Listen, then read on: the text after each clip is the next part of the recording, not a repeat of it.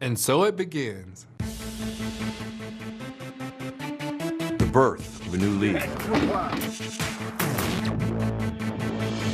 The dawn of something big. Epic. Huge. Huge. Boom. The Alliance of American Football.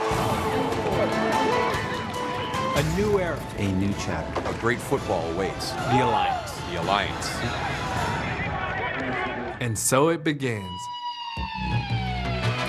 And we are now moments away from the first snap of the final game of the Alliance weekend. The Salt Lake Stallions are in Tempe to take on the Arizona Hotshots. Warming up right now, there's John Wolford, the quarterback, will be playing for Rick Neuheisel tonight.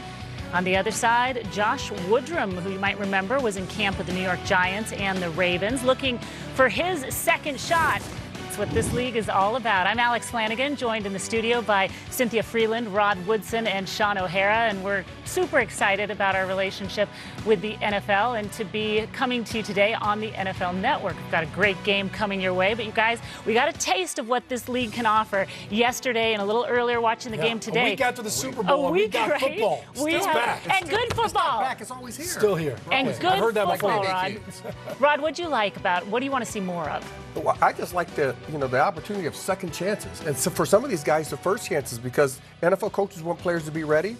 Some kids are not ready going into the NFL. This is the opportunity and the platform for them to show their wares.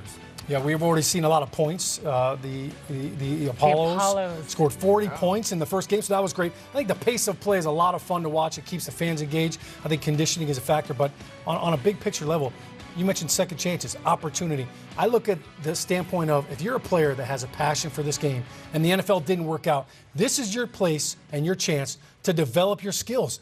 One of my coaches, Kevin Gilbride, used to always talk about hone your craft. Yeah. That's what we're going to see tonight. It's what we've seen this weekend. Players honing their craft. The coaches that we saw first-time head coach Tim Lois get his first win, so they're getting a part of it too. So I think it's great from that standpoint, seeing these players get to continue their passion for football. Well, not only do we get to see it, but we get to hear it as fans. We get to hear it in such an exclusive way. We get to hear refs. We get to hear players, coaches. We get to see pretty much hits. Yeah. In the middle of the game, we talk to players, we talk to the refs, and of course for me, we get this amazing technology aspect where we can real-time see the data and analytics that go into the game actually playing out on the field. That will do nothing but help these people's chances of making the NFL I was told there'd roster. be no math. There's always math. You guys, Sean. at halftime, you have to tune in because we're going to have Steve Spurrier mic'd up. And let me tell you, it was awesome. All right, we're going to take you to Tempe and Sun Devil Stadium where Dan Hele, Maurice Jones-Drew, and Marvin Lewis are calling tonight's game. All right, thank you, Alex. Here we go. The Hot Shots running out onto the field. Their head coach, Rick Neuheisel, giving a pregame pep talk for the first time in a long time. I don't care what the scoreboard says. I care about us. I care about each and every one of you putting on tape what you want as your business card. That's what I care about. The score will take care of itself. Stay within yourself, stay together, do your job, and know that the guy on your left and on your right is going to do his. That's what this game's all about. It's the beautiful thing about it. We talked about it last night. Neuheisel has not missed a beat. Welcome to our NFL Network crew today for the Alliance after 16 years as the head coach of the Cincinnati Bengals. Marvin Lewis joining us on the dark side in the television booth. Welcome, Coach. Thank you, Dan. Glad you're here. And our three-time Pro Bowl running back, Maurice Jones-Drew. As you can see, a lot of familiar faces in the Alliance, specifically when it comes to the head coaches. One of them, of course, Rick Neuheisel. Yeah, Rick Neuheisel is very excited to be back in coaching, Dan. He is enjoying, he loves his group of guys. He likes their enthusiasm, their effort, their energy. And what he wants to do is go out here and play fast tonight. He wants to play up-tempo offense and get after it with his young quarterback, John Wolford. And, of course, the Stallions out of Salt Lake, their head coach, Dennis Erickson, very well decorated. And MJD, you like what he's leaning on that running game, don't you? Well, I tell you what, Coach Erickson really feels like the offensive line is the strength of his team. And with that, you have Matt Asiata and Brandon Oliver, two guys who played in the NFL, have a ton of NFL experience. They're going to lean on their running game and kind of shorten the game down a little bit. You're going to see a lot of under center from this team, Dan. Obviously, a very, very different league here in the AAF. It is fast. It is new. It is exciting. You recognize some of the names you don't. Almost everybody in this league has been waived, fired, cut, replaced at some point in their career. That's one of the things that makes it so exciting. Let's send it down to our referee for this game, James Carter, for the coin toss.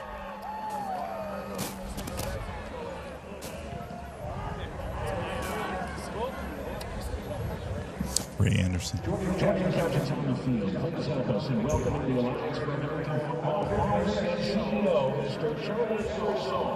Let's see.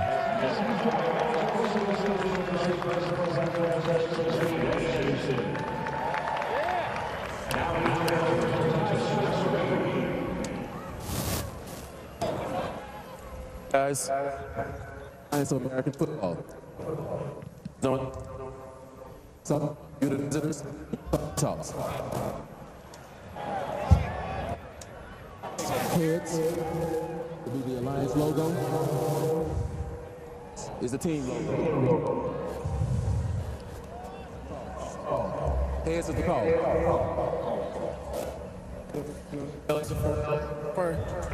Defer. Zone it.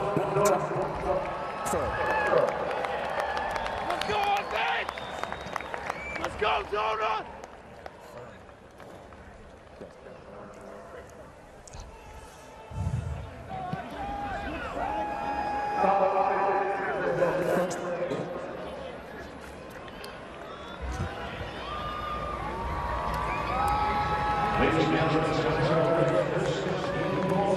There he is, Arizona State head coach. I keep wanting to say new Arizona State head coach, but he's been there for one full season.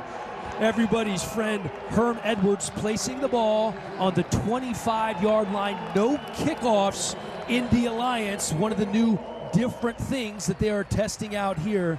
And good to see Herm always, Coach, isn't it? It's always great to see Herm and his enthusiasm for the game of football and what he brings. So we're going to get our first look at this Salt Lake City offense. Josh Woodrum, the 8th overall pick in the quarterback draft, going to be under center. They also have B.J. Daniels on the roster, a familiar name at quarterback, but he's on injured reserve for the next 4 weeks because of an injured tricep. They certainly like what they have in Josh Woodrum. You can see the numbers there. Spent some time with the Giants and preseason with the Ravens. First down, first play in Salt Lake City history, and the pass is complete right away. The tackle made by Steve Boharnis. That's Anthony Denham, a big tight end on the catch. I really like what they're doing here. Quick, short pass to get their quarterback in rhythm. We've seen so many quarterbacks throughout the weekend be so erratic, getting hit early. Protect your quarterback, let him get the ball out. We heard the guys talk about it earlier in games. Takes the offense a little while to catch up with the defense at this point in the season. Remember, these teams have only essentially had one practice game as Brandon Oliver is taken down right away. An active game so far by Steve Boharnis, his second straight tackle. Yeah, you see Boharnis again anticipating it, little pressure up the middle, making the lineman miss and making the play in the backfield. Yeah, penetration is always tough, Coach, when you're a running back trying to get back to the line of scrimmage. But that's part of this league, is you're going to see some offensive linemen have miscommunication. You just want to kind of sure that up as the season goes along. Penetration, disrupt the run. First drive of the ball game for Woodrum and the Stallions, looking at a 3rd and 8 situation. 4-man rush for the hot shots right over the outstretched arms of DeMornay Pearsonell. Nice job of the line stunt there up front, getting pressure in Woodrum's face, make him make a high ball. So first drive, first punt for Salt Lake. The strength of this offense, according to Dennis Erickson, is the offensive line. Defensively, he also believes that his defensive line is stout as well. We're going to get our first look at that Salt Lake defensive line here in just a moment.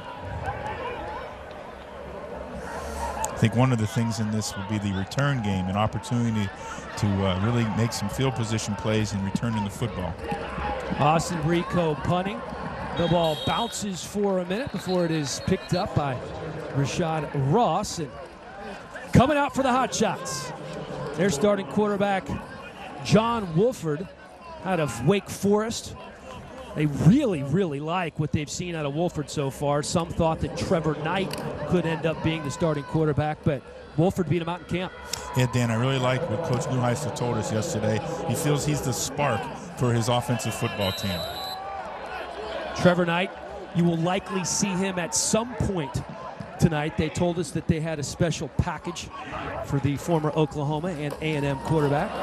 First play for the Hot Shots is a handoff to Jarrell Presley, running back out of New Mexico.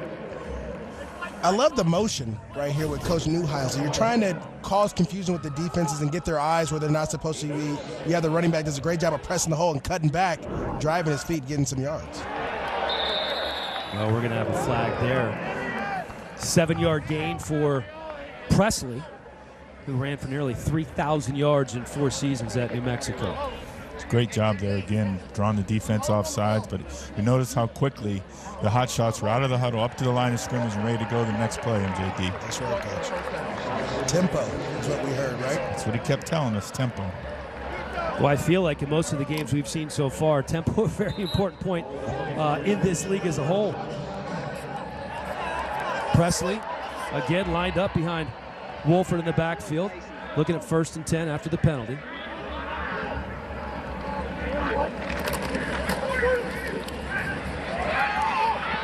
Again, Presley not getting a whole lot there. Yeah, nice job. Right side of the defensive line with great knocking back, square shoulders. Here they go on the ball. There's that tempo you guys are talking about. Take a look at the starters, offensive line, and then the skilled players there. That pass broken up right away by Cody Brown. You're going to be seeing a lot of Cody Brown tonight. One of the things that when we talked with Coach Neuheisel, he said the accuracy of John Willard was one of the things he saw.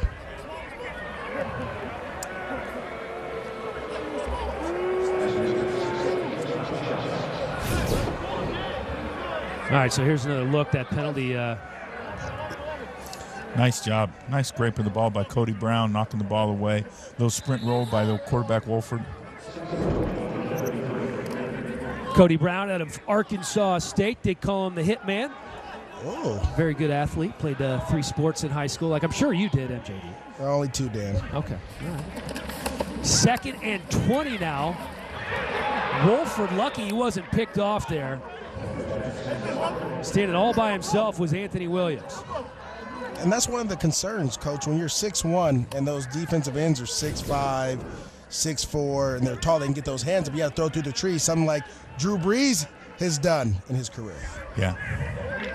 Yeah, nice job there. See the pressure coming, and again, really nice job. Number 94 there has done a great job and had a great camp for these guys. They really feel great about him.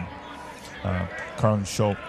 Yeah, Silver Sealinga, also a guy that was getting pressure there. That's a guy that played 7 seasons in the NFL. 3rd and 20, pass complete, but only picks up about 3 as Josh Huff is the man making the grab. This is another guy with NFL experience, former 3rd-round pick of the Eagles that they're pumped about. Yeah, Mike Hanneman coming in and making a nice tackle from the safety spot. I know defensive coordinator for the Stallions, Donnie Henderson, feels really good about his secondary guys and his guys' ability to put pressure on the quarterback up front. Jeff Locke back to punt for the Hot Shots. And that one will land at about the 15-yard line. Fair catch called for. 0-0. Under 12 minutes to go, the first quarter of the first game of the season for the Salt Lake and Arizona AAF. Anything for each other. But this time, those bonds were definitely tested. Frog leg for my baby brother. Don't frogs have, like, 2 legs? So they should have 2 of these. Since I'm active duty and she's family, I was able to set my sister up with a sweet membership from Navy Federal. If you hold it closer, it looks bigger. Eat your food. My big sis likes to make tiny food, and I'm okay with that. Navy Federal Credit Union. Our members are the mission. We talked about the differences between the football you're used to, NFL, college, different rules here in the Alliance. No kickoffs. The ball's going to be started at the 25-yard line. Every team must go for 2-point conversions. There are no extra points. There are also no onside kicks. Instead, you're allowed to go for a 4th and 12 conversion attempt from your own 28-yard line. That's when it gets exciting. Oh, it's going to be. That's a great innovation in this with the Alliance ability to do that. Woodrum working out of the shotgun. Quick handoff, met behind the line of scrimmage. Defense, Burr Harness again on the tackle. I never think it's a good idea to have a linebacker or a receiver trying to block a linebacker on a running play. Well, they're trying to run the away action to get the linebackers to flow back, and Brahanis does a nice job of staying home right there and sitting in there, and also 51 Edmund Robinson, who played his college football there at Newberry. Not a lot going on the ground so far for Salt Lake. -2 yards on 2 attempts. They go to the air here. Nice catch made by Adonis Jennings. That's going to be about 5 yards short of the first down, setting up 3rd and medium. You know, one of the things I really feel like in this league, in this new league, is that you have to stay ahead of the change. With young quarterbacks, young offensive linemen, you don't want to see all these exotic pressures or rushes or different stunts. You want to stay ahead of the chains and kind of control the tempo of the game. You can see the starters for the Hot Shots on defense. One name to keep an eye on, 59, Steven Johnson. Probably the best player on the defensive side of the ball for Arizona. Safety Raheem Moore was a 2nd-round pick of the Denver Broncos. Woodrum feeling pressure, just gets it off. And the caught is made for the first down. Anthony Denham going low to get that one. Great pocket awareness here by Woodrum, stepping in the pocket, feeling the pressure coming from his right, sliding up a little bit, pump faking, letting this guy get through the contact to catch the ball. 10-yard gain for Denham. 2 catches, 14 yards so far in a game that is just 5 minutes young. Working from the 31. Gonna go for about 2. Joel Buonio. You know, Buonio led them in this practice game that they had, and led them in rushing with 54 yards. He was kind of the workhorse that day, with Asiata being injured at that point. Yeah, Asiata didn't play in that game. Brandon Oliver just picked up a couple of weeks before the season started, so he's been getting a lot of run. He was an undrafted free agent with the Bears, spent some time with the Packers, Jets, and Titans as well. That pass nearly picked off, broken up by Sterling Moore. You talked about him earlier. Yeah, Sterling Moore, a guy who's been in the NFL, played at the highest game, the Super Bowl with the Pats. This guy's been around the league a long time. There's not much he hasn't seen. And here, he fills the RPO, drives a slant route, almost gets a chance to get a pick, Coach. A nice job of driving it. Good awareness there and playing through the receiver. Great job. Sterling Moore played 7 NFL seasons, 31 starts over that time, as MJD mentioned. Played with New England in Super Bowl 46. And of course, the game that the Patriots lost to the Giants. 3rd and 9 here. That pass is caught by Jordan Leslie. First down, Stallions. Yeah, he did a great job isolation out there on cornerback Robert Nelson, man, the nickel defense. He got him turned, was able to come back and get the ball. Great delivery and throw by Woodrum.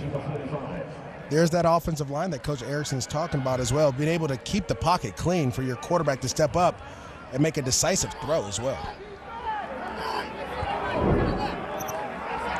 Woodrum 4 of 6 for 32 yards so far. First down on the 45.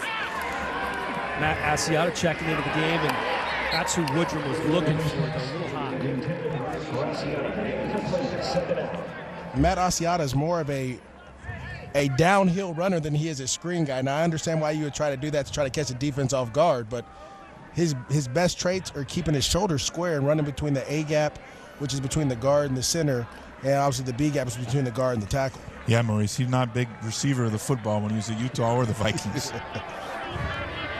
Did have that 1 year where he had nearly 900 scrimmage yards, filling in for the suspended Adrian Peterson. Second down pass here, nearly caught, but then broken up Solid defensive play by Sterling Moore.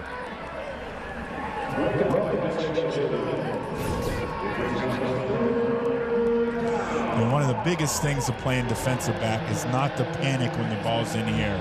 Does a great job getting back in sequence with the receiver and playing through the hands.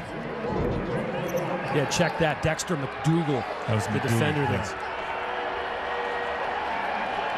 Coach, are you blitzing here on 3rd and 10? I think they're going to come at him there. I think Coach Aliotti is going to bring some kind of pressure. Nope. Drops back. They do the opposite. They drop 8. Trying to confuse him a little bit, and it works. When we talked to Coach Aliotti at practice yesterday, that's one of the things you guys remember, Dan, that he talked about is the ability to drop 8. Yep. Would be a big thing in this. Identifying the blitzer and where pressure is coming from is always going to be tough. We only have 5 weeks to get ready for it. So that's where the defense is ahead of the offense here. I know Rod Woodson doesn't like those type of things, but hey, it's part of the game. And the quarterback feels the simulated pressure, and yet now there's an extra man back there in one of the zones he thought would be voided. Rico's punt, fair caught by Rashad Ross. Still no score. 8 minutes to go here in the first.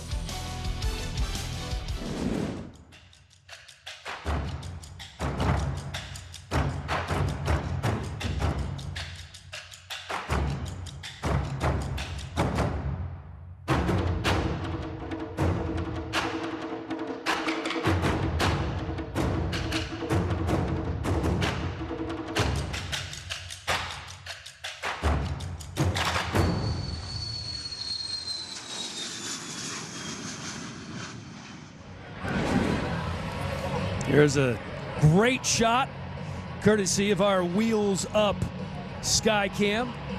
You'll be seeing this a lot over the course of our Alliance football season.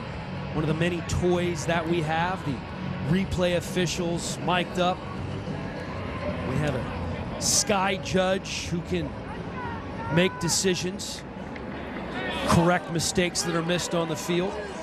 Gotta love the tempo of this game, guys. Gotta love the tempo. They don't waste a lot of time, Coach. No time.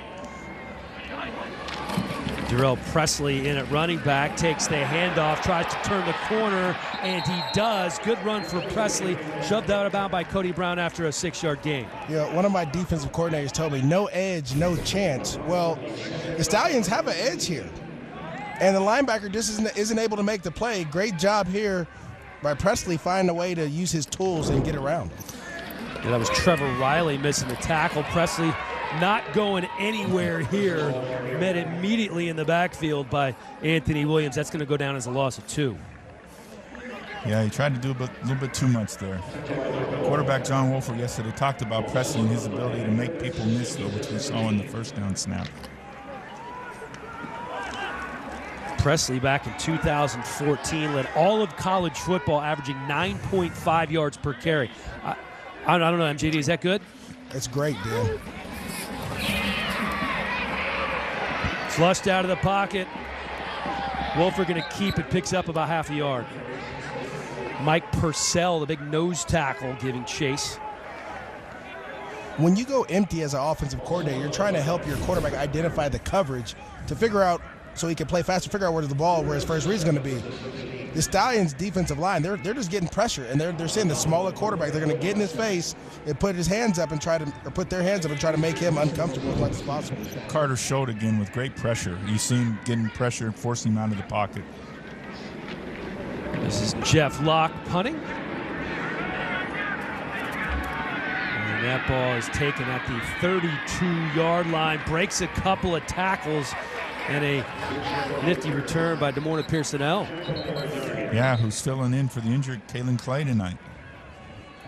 And there's a look at some of the nuggets about the Salt Lake Stallions. Randy Moeller, the GM, Dennis Erickson, the head coach. 17 players from Utah colleges, part of the allotment system here, which is a great idea because there's obviously regional interest and a lot of familiar names to those in the Utah area. It's really great for the fans to have identification with a lot of these guys on the squad already.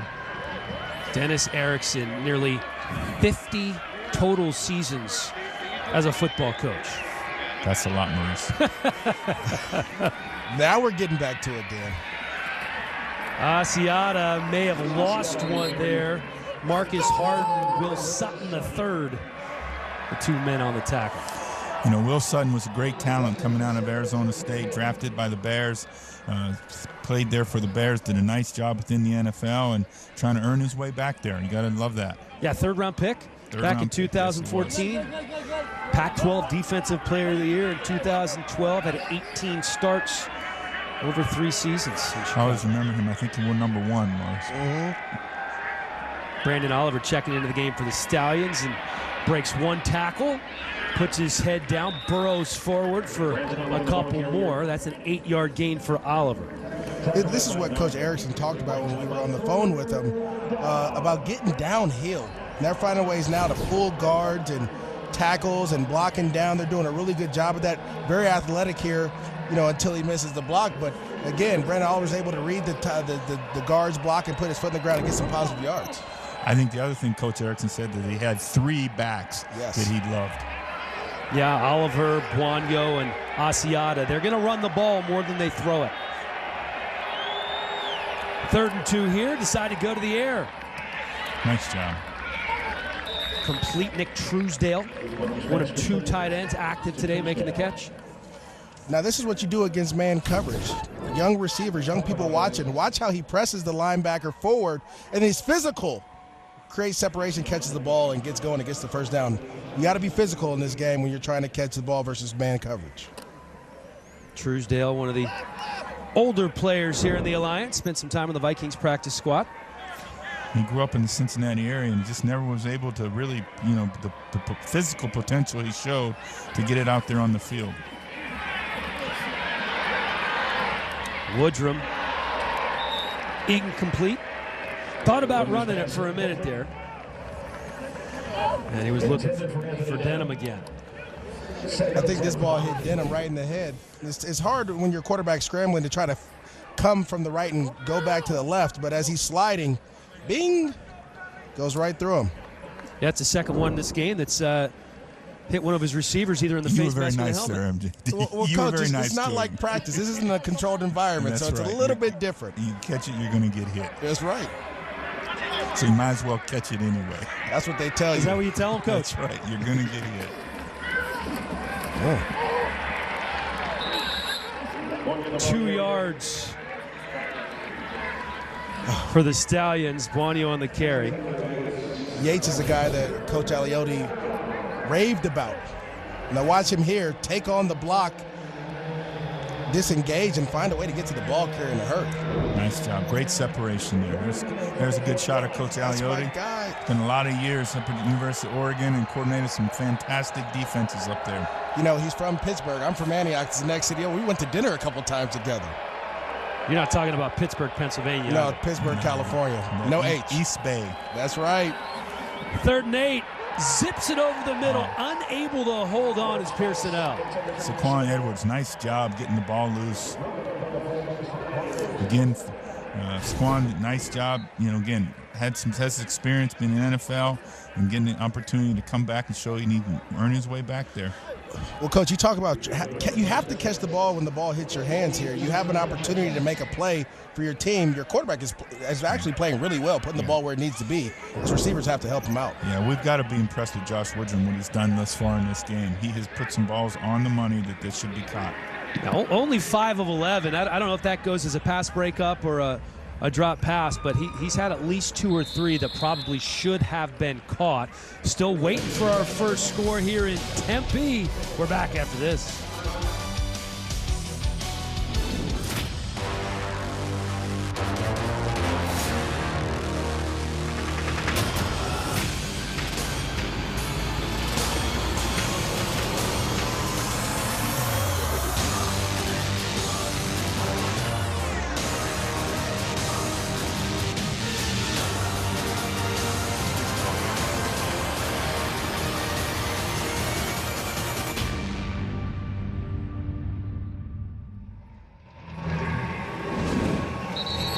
Welcome back to Tempe. Still no score between Salt Lake and Arizona. The Hotshots expect to be one of the better teams in the league, but it is the great unknown. We're kind of learning as we go here about a brand new football league. A look at the Hot Shots facts here. Rick Neuheisel, of course, we've touched on. The head coach, Phil Savage, an experienced general manager. 8 players from Arizona colleges. And every player on this roster, outside of 3, has NFL experience, which is pretty impressive, all things considered. That's going to be a short 2-yard gain. Again, just like the offensive line for the Stallions, the strength on defense is this up front area. And you can see a great job there, guys. Big, strong men up front playing very, very stout. Palapay right there. Nice job, screen square number 95. That's left guard Josh Allen down on the ground, and you can see the medical personnel coming out. A very unique situation here in the Alliance. It's not medical personnel for every team. It's the league that employs the doctors and the trainers. So they'll be running out from both sidelines. Well, that's important, too, because you have different angles of seeing what happened. And so when you get out there, you get people communicating, the player can communicate, and they feel comfortable and safe on the field. Yeah, I think it is. It's a unique thing and a great deal to have people come from both sidelines like this and sharing it. Let's take another look at what may have happened to Josh Allen, the guard out of Louisiana Monroe. Yeah, quarterback misreads the read option, and then, you know, like we tell backs. Yeah, it looks like Wolford just rolled up on him. Yeah. Hopefully it'll just be something he can walk off here. Allen played in 3 games with the Bucs back in 2014. Native of Dallas, Texas, working on him here, and he's going to be able to walk off the field under his own power. That's a good sign. Yeah, it is. You're the player from the Stallions. You love that? Put some tape on it. Tape on it. Brother, I just got rolled up. I can't put tape on this. I got to make sure I'm okay before I come back out here. He might like him being in the game. The other guy might be a little better. Well, when you weigh 300 and plus pounds, 345 pounds, you probably would like me out here not at full speed. Hey, don't add 30 pounds to Josh Allen. He's not going to like that when he watches this game back. I'm saying not Josh Allen, the defender. Oh, I got you. Okay, okay. Saying, no, I don't want Josh Allen coming after me now. 2nd and 7, pass zipped in there and complete. Richard Mullaney out of Oregon State making the catch. Yeah, great job there by quarterback John Wolford. Nice on tempo. Here we go. Going back to the ball again. Jarrell Presley in the backfield there with Wolford. Wolford back in 2017 led the ACC with 29 touchdown passes, so the kid can sling it. Speaking of, has a man past the 50. That's caught by Rashad Ross. It's a pretty ball. It was a nice job. Coach Neuheisel talked about Rashad Ross and how impressive he's been, as well as John Wolford yesterday. Well, you see here, the safeties they're playing some type of cover 6, which is quarter, half. It looked like they were playing quarters across the board, and they set down number 2, little number switch beater, as we would call it. They're trying to beat that 4 across, so eat up number 2, make it one-on-one. That was a 42-yard gain followed by a 9-yard run from Presley. Again, Presley's making guys miss in the open field, making these defenders look silly. Hot shots moving now, on pace for the best drive of the game. Presley picks up the first down, steps over the defender inside the 10-yard line before he's finally dragged down by Hanneman. That's bad there, man. Coach, they're doing tempo. You got to remember that. But let's look at this. First of all, great job of staying behind your guys, reading your linemen, putting your foot in the ground and getting north and trying to find a way to get in the end zone. Larry Rose III checking in the game for the Hot Shots. Here's Rose here. And he picks up 4.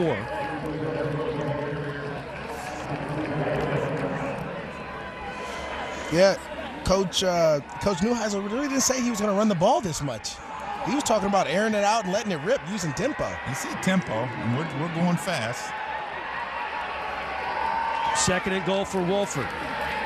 Wolford a pass, man, wide open in the end zone. Gerald Christian, first touchdown in Hot Shots history. This is an old school West Coast concept here. You're going to have the tight end run a stick out like he's going to break out and then go up, and everyone runs with the receiver obviously on the outside and the running back going to the flat, and just opens up again. When you're going tempo, a lot of miscommunication by your defense because you're playing so fast.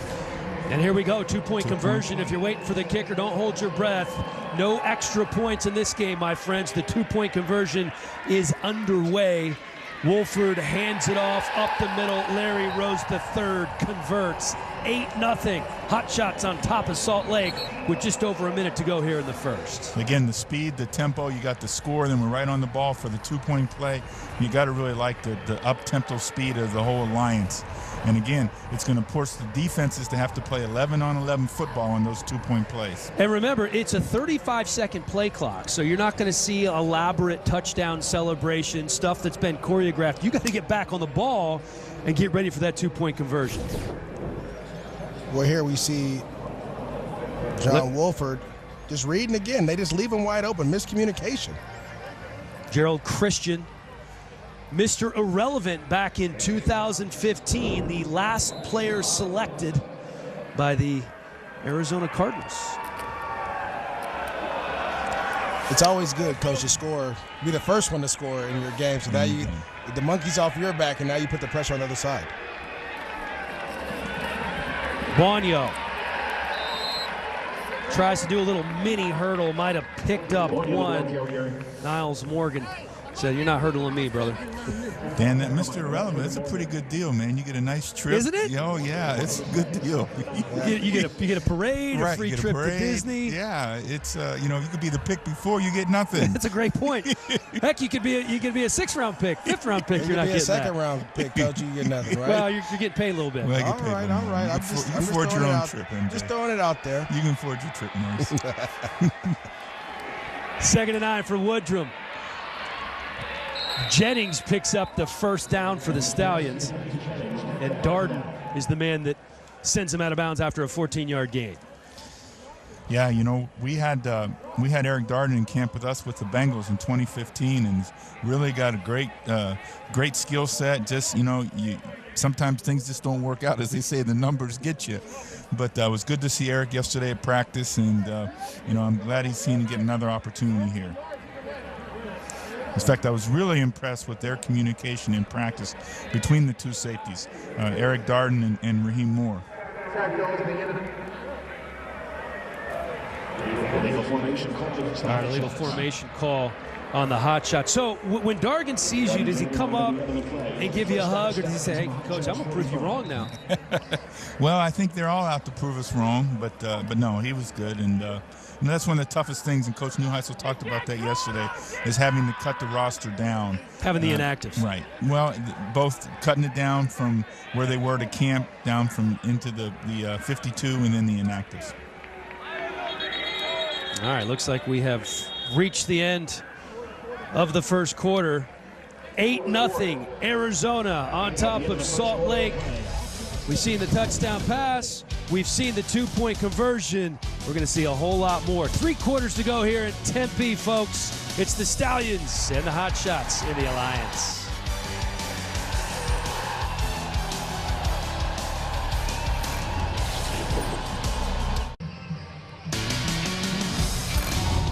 Welcome back, folks. You're watching the Alliance of American Football on NFL Network. So proud to be a partner with NFL Network this year, and it really is the perfect marriage. MJD, myself, obviously work at NFL Network, spent a lot of time there in the offseason.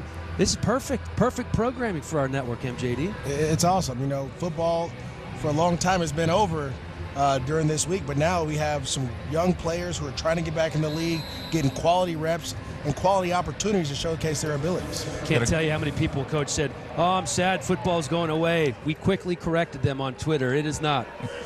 Got a couple former Bengals out there on the defense right now. Carl Bradford, Marcus Hardison. Nice job by both of them there. Wanyo picks up maybe a yard. Trenton Thompson, the big nose tackle out of Georgia, first man to meet him there. Thompson, an interesting story. He was actually the #1 defensive tackle coming out of high school. Might be the most traditional NFL defensive lineman on the roster, according to Nick Aliotti.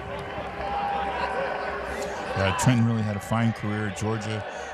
He just hasn't been able to stick in the NFL. There's Buonio again, taking the toss, and then upended right away by Robert Nelson after a 3-yard gain. Robert Nelson, I mean, he's playing lights out right now. He's covering, coming up and tackling, showcasing some ability that some corners in the NFL, Coach, we don't want to do as much. Well, people always talk about run defending. They think it's the big guys up front, but if your secondary won't support in the run, you're not going to be very good run defense. And McDougal did a nice job of forcing the ball outside right away. Well, in this league, a business decision for a corner is just to make the tackle any way you can, right? Yes, find a way to stay on the field. 3rd and 7. Woodrum, flanked by Buonio over the middle, and that's behind Kenny Bell. Have a flag on the play.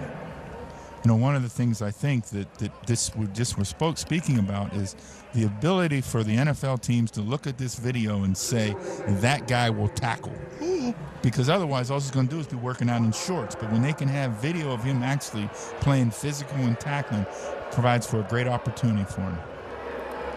Legal formation call on the defense. And there's a lot of NFL scouts that came through when all these teams were holding training camp in San Antonio. It's almost like a combine type environment / training camp.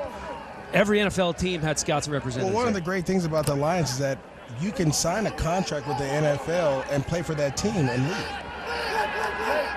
That is one of the attractive things for these players. They are signing 3-year, $250,000 contracts, but they essentially have an out clause if they're signed by the NFL. Buonio with a nifty move, very close to picking up the first down before Eric Dargan drags him down after a 9-yard gain. Yeah, nice job with a nice cut and dipped inside, Mo. You see that? Coach, you used to play running back in youth football. I see it. Dip in, dip out. Yep. Gets his foot in the ground, gets skinny as well. But always remember, defenders are always taught to rip at the ball here, and a great job of protecting it with Dargan ripping at it on the back end. So Buonio stayed in there on 2nd and 1. 3 wide receivers to the left for Woodrum. There's Buonio again.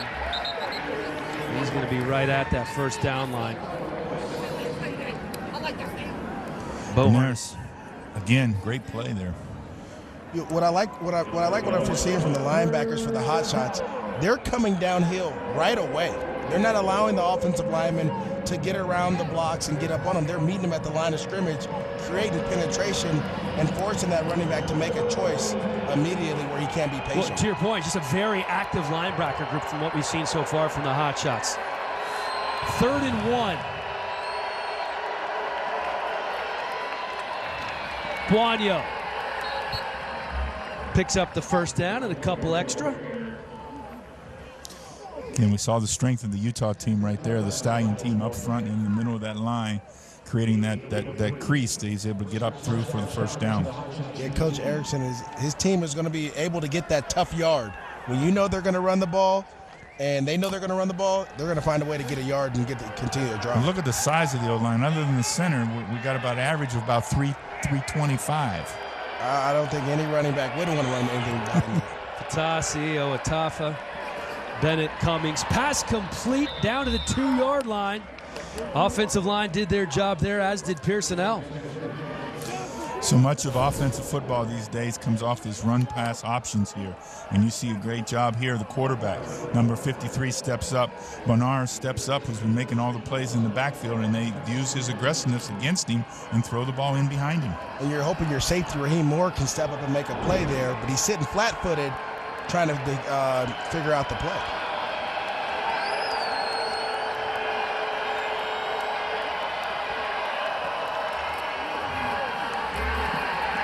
Buonio down to the 1-yard line. Again, Boharnis is there. Raheem Moore.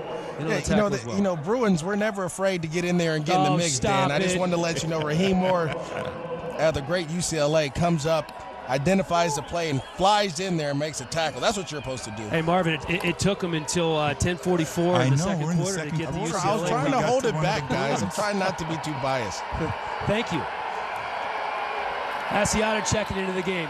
Gets the ball in for the touchdown. That's a real run there. It is. That's Matt Asiata is a guy who did this for the Vikings.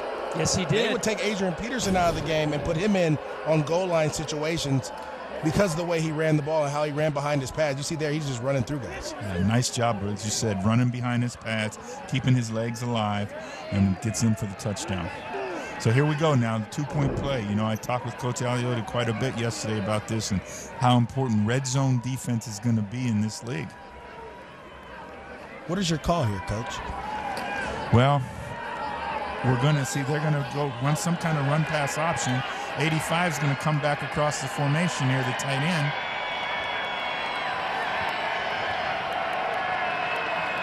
There we go. Woodrum keeps it in for the conversion. There you go. Well, that's why you've been a coach for so long. He did it for 16 years. Tony at the highest level. Romo. Come on. Got Marvin Lewis in the house. That's what I'm talking about. Saw that coming. Woodrum on the conversion. Asiata on the touchdown run. Nice job by Trisdale coming back across. He creates the block.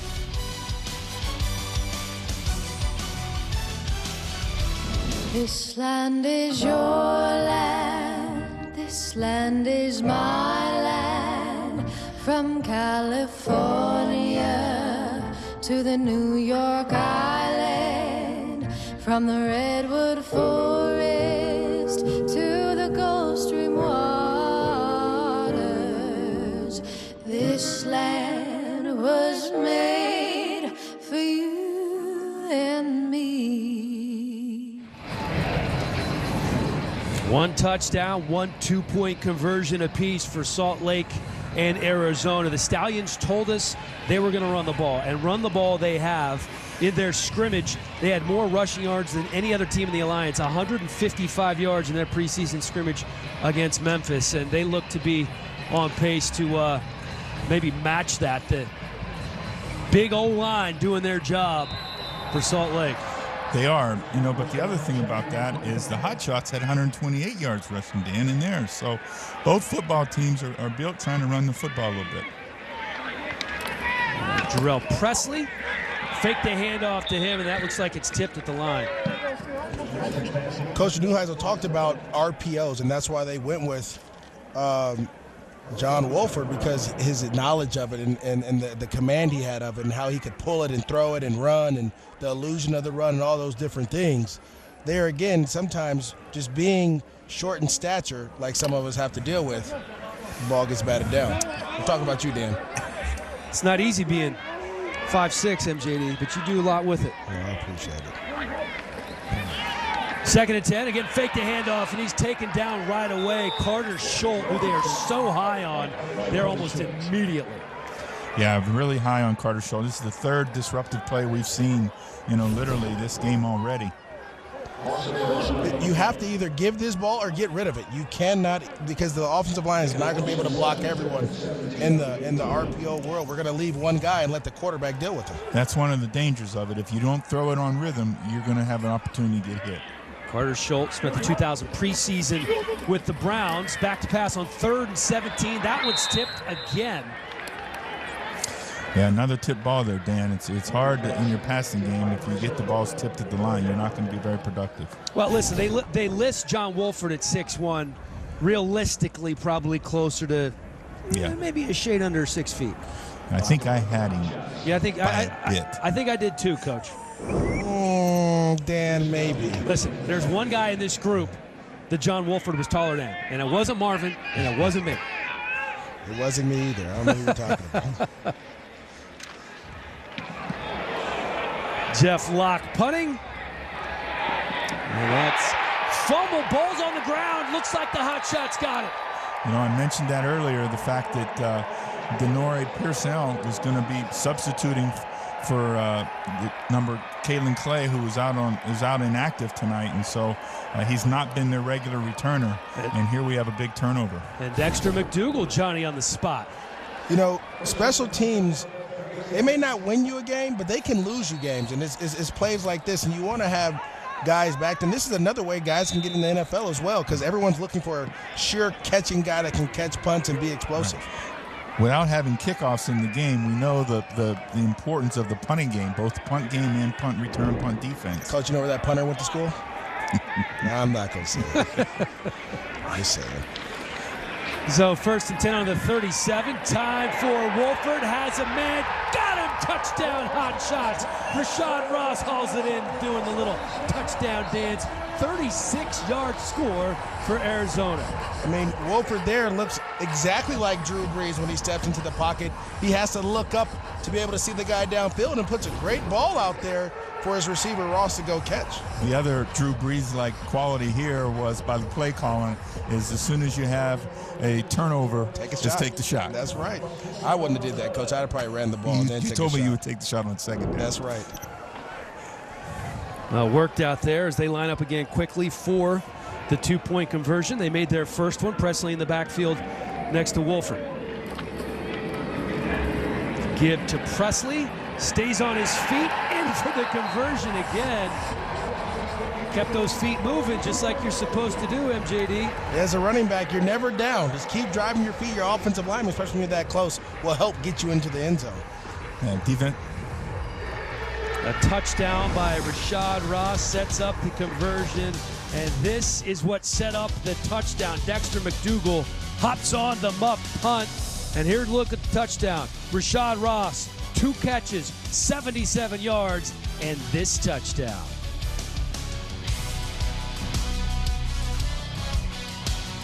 Keeps the feet moving.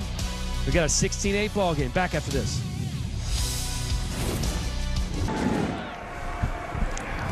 Welcome back. 16-8 Arizona on top of Salt Lake. A muffed punt.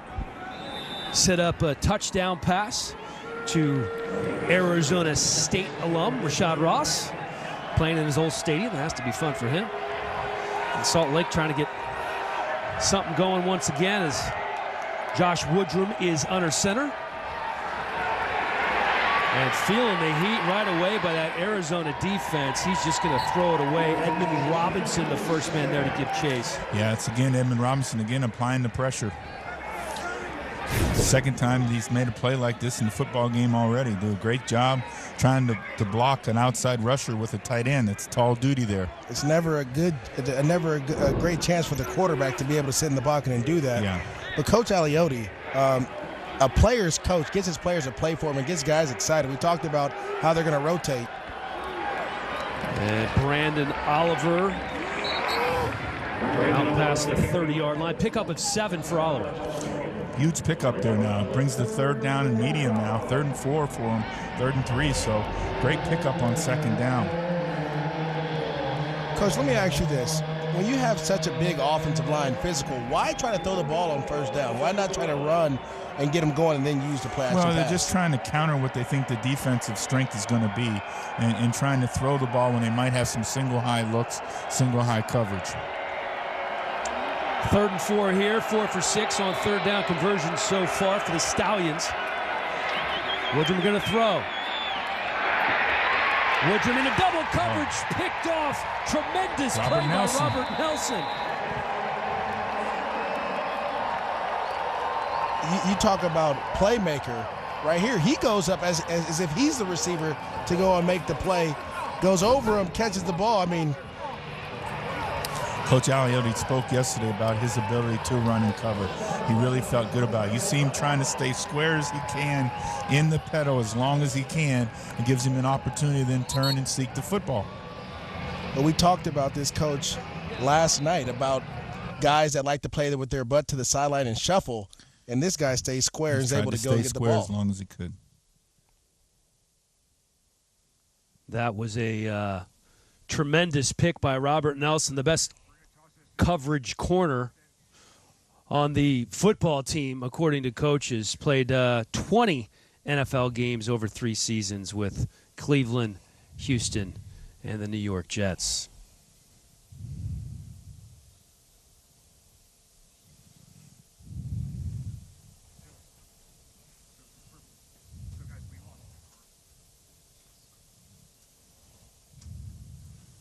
So can they hear our voices, or what are we doing? Are we in break? Or?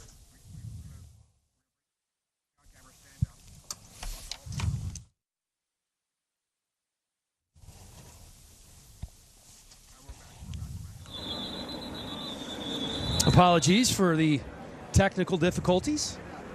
Still working out a few of the kinks, but we're getting there. That's a football game, man. Hey. It was all that fire Coach Lewis was spitting. I have been very impressed so far with this Hot Shots team on both sides of the ball. We just saw an interception there. We've seen some fine runs from Presley, who has 7 carries for 47 yards. We'll get a good look at Robert Nelson there. And this quarterback, John Wolford, out of Wake Forest, you can see there's a reason he led the ACC in touchdown passes. Yeah, Coach Neuheisel hit it on the head. He is the spark. And we got another sudden change situation here now with the ball at midfield again. You taking a shot here, Coach? No, they're not going to take a shot this time. They're going to wait. They're going to do like the MJD would do. They're going to wait till second down. Okay, all right. And here we are at second down. So let's see what they draw up. Interesting situation here. Hugh Freeze, originally offensive coordinator for Arizona. He, of course, took that coaching job at Liberty as that pass is broken up. So you have Rick Neuheisel doing the lion's share of the work. Steve Axman, who's the quarterback coach, has stepped up as well and helped fill that void. I was going to tell you a quick story. Steve Axman was my OC as a freshman at UCLA. Got a great chance to learn underneath him the West Coast offense. Exciting to see those principals out here tonight. Justin Stockton in on 3rd and 8. Nice job there by John Wolford, identifying the protection and then changing it at the line of scrimmage, giving him an opportunity, sit there and throw the football, and here we go again. Another shot deep, trying to find Rashad Ross, Steve Williams in coverage. Again, good job here. Down the field, ball on time, and again, just the defensive back does a great job not panicking and plays through to the ball. I think this is why this league is so important, because you're teaching guys how to play the deep ball in this league. Now there's going to be certain teams that want to run it, but when you have a DB that doesn't panic when the ball's in the air, right. I mean, he could play in the NFL. He really has to, because as we know, to the DBs, is that receiver knows where he's going, and you got the toughest job out there on the field.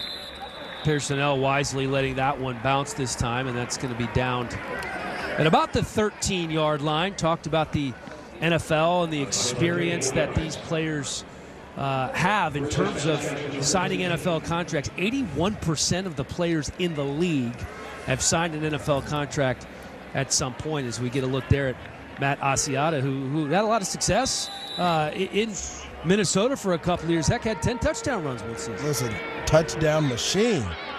He was on my fantasy team at one point.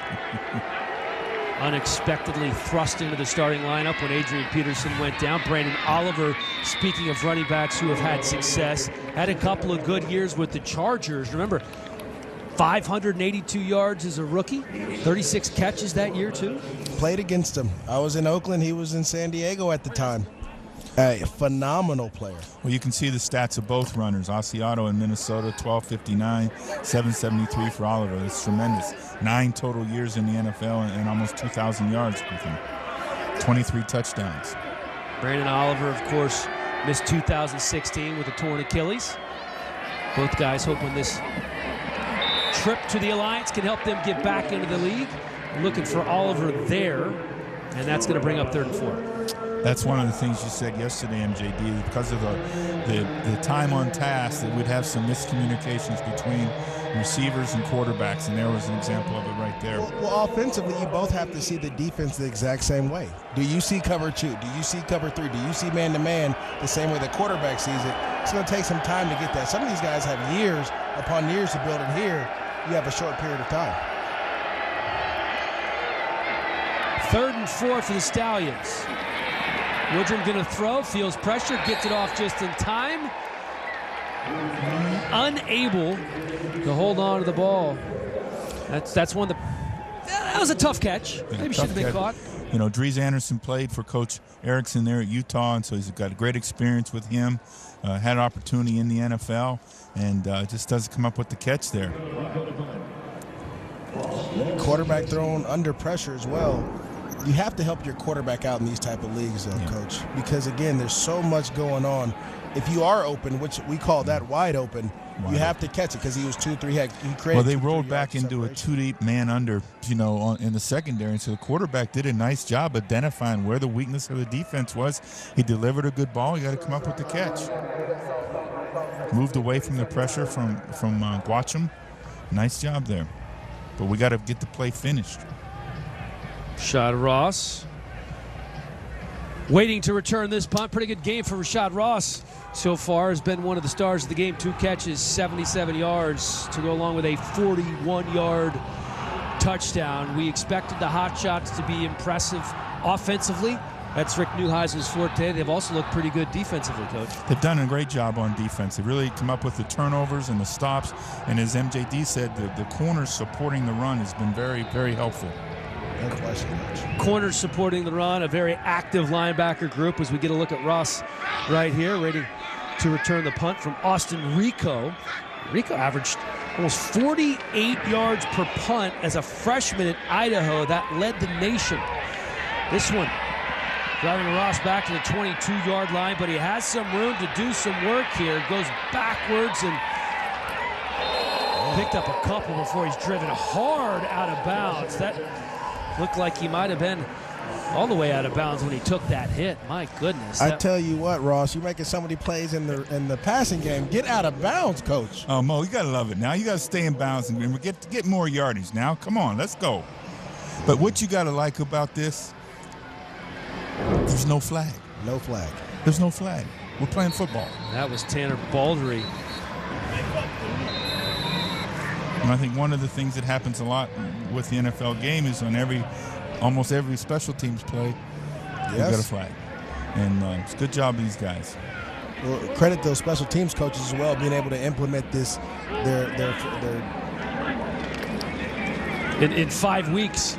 Not a lot of time, but they've been able to get the job done as Presley is upended for no gain.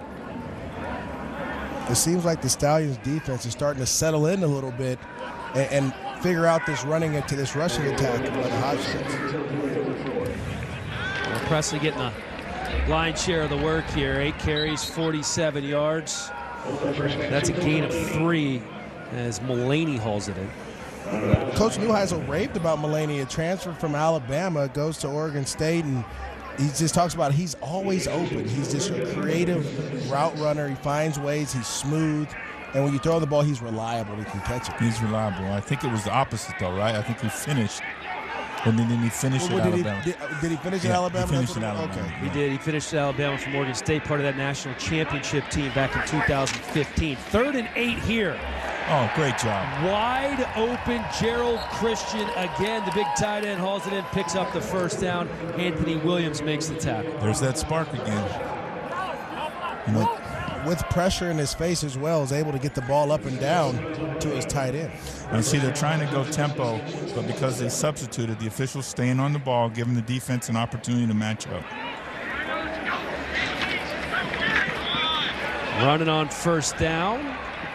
That goes for about 5. Larry Rose the third dives forward. It's a chance to see a replay of the last play here. Great job on 3rd down. Man-to-man, linebackers aren't covering their guys. You know, quarterback John Wolford talked about that yesterday as exploiting those matchups on their linebackers. Quick pass, that's complete. Marquise Bundy, another first down for the Hot Shots.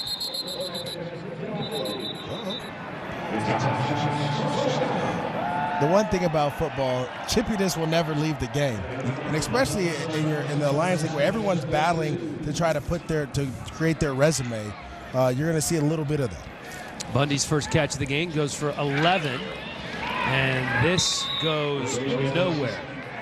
Larry Rose scattered, smothered, and covered Carter Schultz, the first man there. That's going to be a loss of 3. That's that man again, JD. Yes. That man, 94 Schultz. He does a great job of setting the edge and getting through the down block by the tight end and gets vertical. Carter Silva also, Silva inside, did a great job also. Yeah, it's a little high for Freddie Martino. Talking about Carter Schultz, went to Northern Iowa. That's the same school, of course, as Hall of Famer Kurt Warner and Cardinals running back David Johnson. His final 2 seasons there, he had 31 sacks combined. Not too shabby. Spent the 2017 preseason with the Browns. It means he knows how to get to the quarterback. And we know what kind of price the NFL puts on those guys. Yes. Again, another opportunity to show that maybe you deserve another look because you can do those skills. Being able to cover and rush are so key to having an opportunity in the National Football League. Brant Weiss, the right tackle out of Toledo, getting tended to on the field by the Alliance medical staff. We talked so much about, well, we haven't talked yet, but yesterday we talked about the conditioning and cardio of your players. I don't know if you heard, Dan, but as Weiss was kind of trying to like tough it out, they were like, hey man, go down. Because we need a break here. We need a little breather. Because we're going this up tempo. We're big guys. We're not in the best shape. That's not unique to the Alliance. We've heard that before. Well, the other thing that plays in that is the play clock. With a 35-second play clock, you know, you have the opportunity to sub and get the right guy in so you don't have to delay a game or have to burn one of your timeouts here. You know, we're going down inside of 3 minutes here in this half.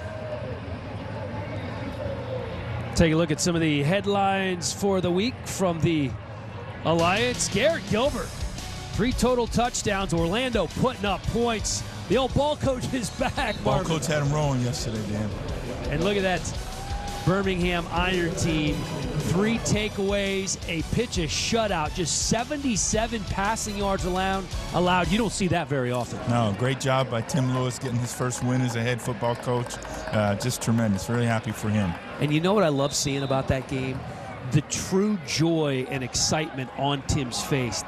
This means something to him. Yeah, it has. He's been all in. Gerald Presley in the backfield next to Wolford. Wolford going to throw the other direction. He was looking for his tight end, Connor Hamlet, and that brings up 4th down.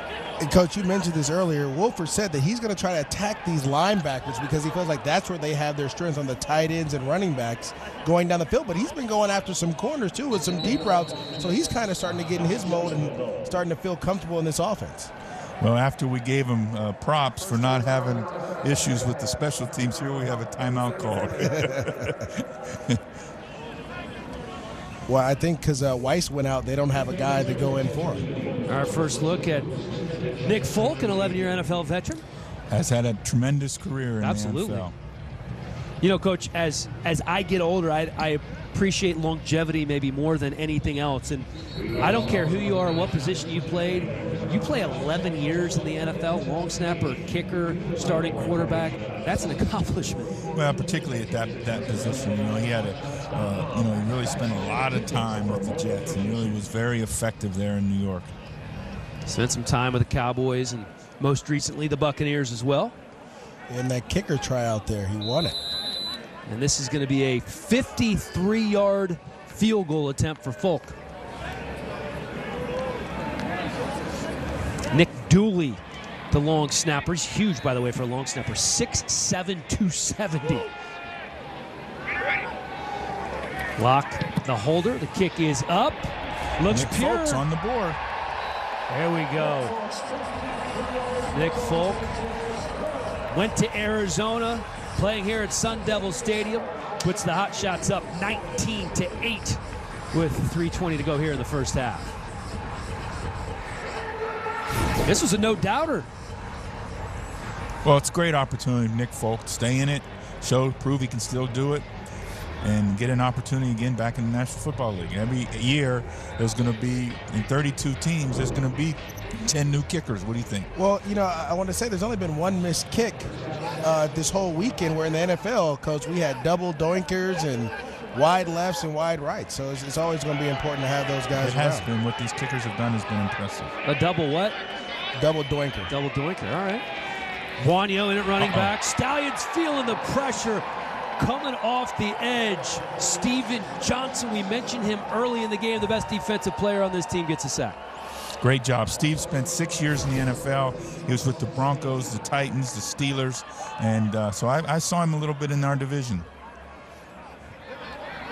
Again, miscommunication. No one slides out to him. You go free release, and as a quarterback, you have to tell the offensive line, count this guy in, because there's three defenders over 2 receivers in that situation. Penalty marker down. After a consultation with the sky judge, there was an illegal formation on the defense, 15-yard penalty, automatic first down. Dan, that might explain it. And there you have it, why he was unblocked on that. The sky judge is somebody who can take a look on first glance at something that should have been called, and if it wasn't, if it was obvious and egregious, the sky judge can make a call or change a call. That is something that's unique to the Alliance, and something, hint, hint, maybe some other football leagues could have done. I don't think so. No? No, I don't think so. I think I love it. I know what game you're hitting to, Dan. Well, I'm just saying. The right team was in the Super Bowl. I don't care what you say. All our fans in New Orleans just turned off. No, they're still watching. 1st and 10 for the Stallions. Has a man open. Anthony Denham. Big gain for the Stallions as Woodrum finds him. Well, Anthony Denham coming back, redeem himself a little bit. Well, Coach, the up and down throw. You know, how hard is it for a quarterback to be able to get the ball up and over the linebacker and down before the safety can get there? Yeah, you see he hit the sweet spot. It's in the zone defense they were playing. And with the linebacker didn't get enough depth underneath, and he was able to hit it over the top of him. It's a 2-minute warning of the half. 3rd catch of the ball game for Denham. That one goes for 30 as Salt Lake trying to get back on the board and tighten things up here in Tempe. Come on, Carol. Hawaii, nice. Yeah, I'm excited. Finally earned enough rewards points. So jealous. Yeah, I can't wait to get that shave ice. What's shave ice? It's like a Hawaiian snow cone. Why not just say snow cone? I don't know, they call it shave ice. You fly to Hawaii for this. I don't go there for the ice. You saved up your reward points for ice. That's a lot of ice. Okay. Go Rewards Credit Card from Navy Federal Credit Union. Our members are the mission. All right, back with 2 minutes to go here in the first half. Stay tuned for the Alliance All Access Halftime. Alex Flanagan, Rod Woodson, Sean O'Hara, and Cynthia Freeland will be here at halftime. They're going to take a look at the Memphis-Birmingham highlights, have a recap from Saturday. You don't want to miss the old ball coach unplugged. Marvin, what was it? Was it 2002? 2002, I had the pleasure of coaching for Coach Spurrier in Washington, and really you learn so much from him, his everyday, his temperament, and so forth. And it was really a pleasure to spend that year with Coach. You, of course, the defensive coordinator there with the Redskins before you moved on. Ball's on the 30-yard line for Woodrum. Woodrum squeezes it in there. Nice catch by Denham. Johnson was there in coverage. Again, Stevie Johnson on the coverage there, trying to sneak the back out through a little play action with the waggle in the back sneaking through. Well, great athleticism by Stevie Johnson, because he takes a horrible angle, Coach, but he's able to adjust and find a way to get the ball carrier down. There's injured player on the field. Denham still down on the field. This will be a timeout. This will cost Salt Lake their second timeout here. Well, I think he gets rolled up when he catches the ball. Stevie Johnson's behind him and kind of gets on his ankle a little bit, and then as you see him, they're examining his knee as well. Very similar situation why we had the horse collar tackle rule installed in the National Football League. You know, he just doesn't do it, but that was the way guys were getting injured, when the guy was grabbing him from behind, coming down through the legs. Denham played parts of 2 seasons with the Texans back in 2014, 2015. Also spent some time with Arizona and Philadelphia this past season. And so far, nobody has more receptions in this game than Denham. 4 catches, 47 yards, including that 30-yard pickup. You want to know something funny? When a quarterback is not comfortable with everything going around, he's going to lean on the biggest target he has, because he knows if he gets the ball to him and he has a big catch radius, he can throw the ball anywhere to him, he'll find a way to get it. It also talks about the ability of the cornerbacks, you know, for the Arizona Hotshots. What we know is and how they've done a great job against these wide receivers. And also Salt Lake's missing their best receiver in Kalen Clay. Yeah, Kalen Clay going to be out maybe for another game, has a hand injury. Another Utah alum. A lot of Utes and Aggies and Cougars on this Salt Lake roster. See the communication by the secondary down here at the bottom. 2nd and 7, 2 wide receivers to the right. That's where Woodrow's going. And unable to hold on is Matt Asiata. Really in isolation with the back on the linebacker. You got to win that every time, Coach. Did you ever get any of these? A couple. We tried to get them against you guys, but you guys like to use your defensive ends to chip the back when he comes out of the backfield. You got to talk to the ref about that a little bit. Here's another look. Little bit behind him. Little bit behind him. As a running back, you got to make that catch. And flag. And another automatic first down. You can see Boharness is a little frustrated. They're getting the crowd into it, though.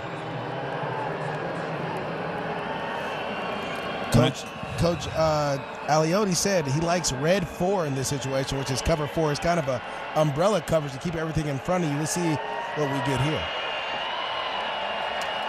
2 receivers to the left for Woodrum. Hands off to Buonio up the middle. And that's a nice 7-yard gain for Buonio. And obviously with a 4-cross scheme, you're not going to be as stout with the run because you're basically playing the run against 7. So it's 9 on 7 basically. Yeah. That big offensive line for the Stallions was able to create some surge going forward and giving the running back some lanes. Woodrum looked into the end zone, tipped out of bounds. Sterling Moore. Exactly. You can see why he spent 7 seasons in the NFL, looking for Jordan Leslie. And Dargan's telling him this, hey, tip the ball to me, okay? Don't just tip the ball in the back. Let me get some love, too. I got you. You stay outside. I'm right here when you turn. Tip it to me. Don't bat it out of bounds. Dargan's the general back there in the secondary. You got to really love his position, though. Body position by Sterling Moore there. 3rd and 4 from the 7. That trip set over there to the left. We're going to get some kind of combination that way. Woodrum gonna run. Lost the ball. Lost the ball. Don't know if he was down. Picks up the first down, short of the touchdown. This ball may have been coming out. Let's take a look at the replay.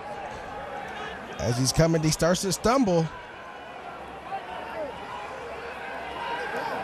Is the knee down? He's down. He's down. Looks like the knee was down before Dargan got there.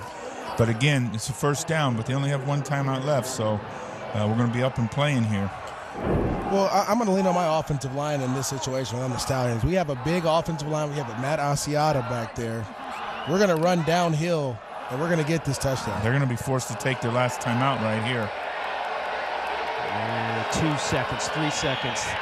Thrown it into the end zone and caught.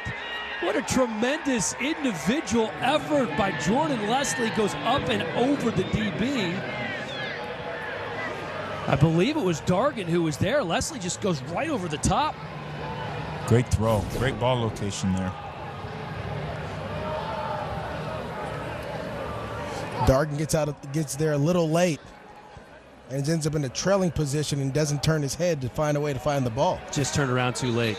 Well, they isolated with the spreading the tight end out on the other side, left Dargan backside versus the wide out there.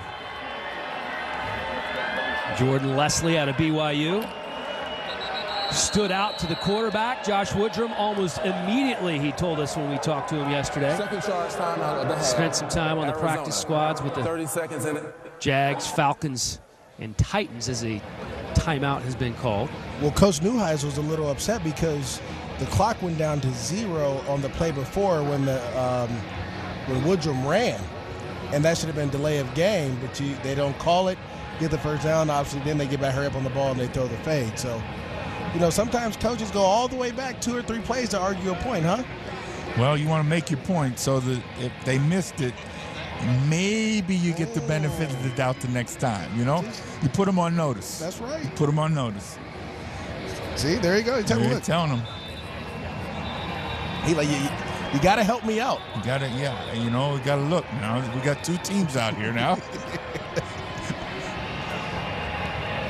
13 seconds to go here in the first half. Brandon Oliver going to be the running back there with Woodrum.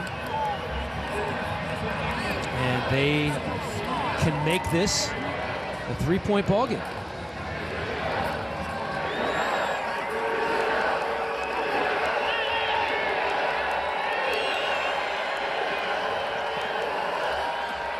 Pitch to Oliver. Oliver in for the conversion. 19-16. It looked like he was a bullet train going into the end zone there. Yeah, that was a real physical play there. But when you get on that 2-point conversion, you have to put your foot in the ground and go. As Sean O'Hara once said, BYOB. Be your own blocker. Yeah.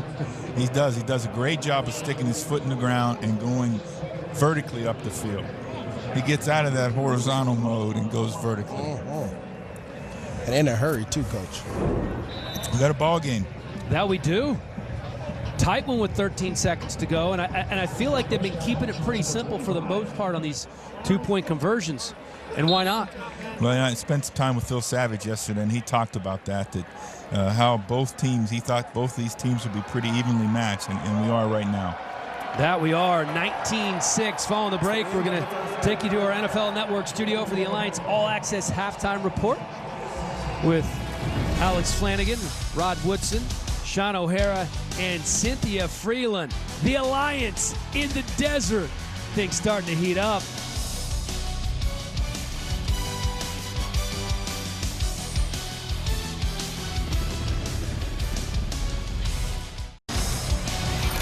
Welcome back, everybody. You're watching the Alliance of American Football on NFL Network, and we have a pretty good game to wrap up the season opening weekend of the Alliance. Dan Hellie, Marvin Lewis, Maurice Jones-Drew, and MJD. Surprise, surprise, you like what you have seen from the running back from the Hot Shots. Oh, yes. Presley's been doing a great job of just letting his blocks unfold and using his explosiveness and elusiveness to find ways to get yards. He has. He's done a great job, and, we got a great shot of it.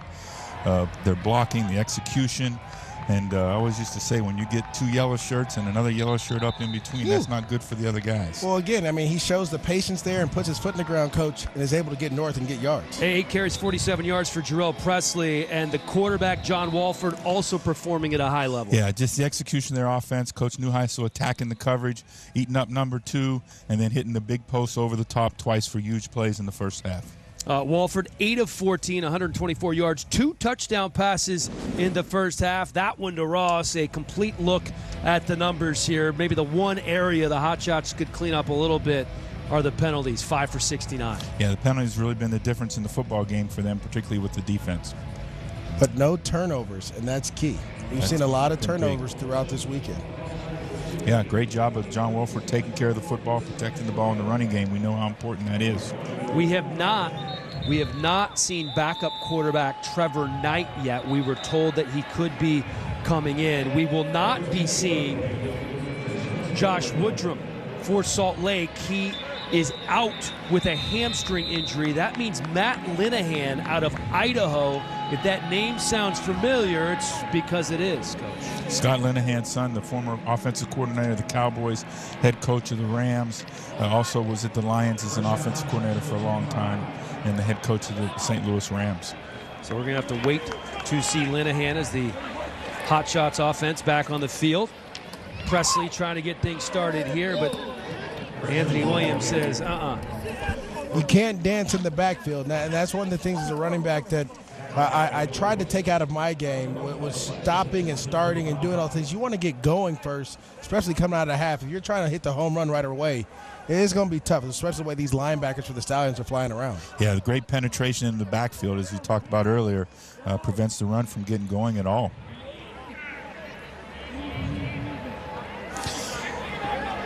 Maurice, you saw the defense shift there when the running back flexed over, reset. Defense adjusted. Wolford throwing, has a man, catches it on his shoulder. Gerald Christian kind of just trapped that on that shoulder pad. Got the feet down before he went out of bounds. Nice catch. Here's another look. It is a nice time. Again, the tight end on the sail route or corner route. You see again, beating the linebacker one-on-one, exploiting the coverage. We saw this earlier in the second quarter. Coach, there's our guy, Donnie Henderson, on the sideline. A little upset My about guy. that. It's my guy. Here's Presley again, just fighting to get back to the line of scrimmage. So elusive.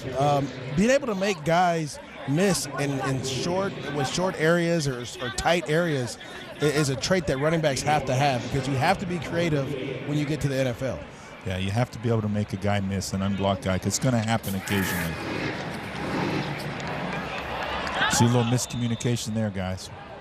Yeah, I just sailed right out of bounds. And you can see Wolford saying, where are you going? Well, he says, I see it where you're supposed to keep that corner high and take it to the pylon, but the receiver saw it as he's supposed to break it flat. Yeah, and he broke again, flat, and they were trying to run the cell concept again with number 2, and the number 1 guy broke out. Now you can hear the whistles. There's a look at Wolford.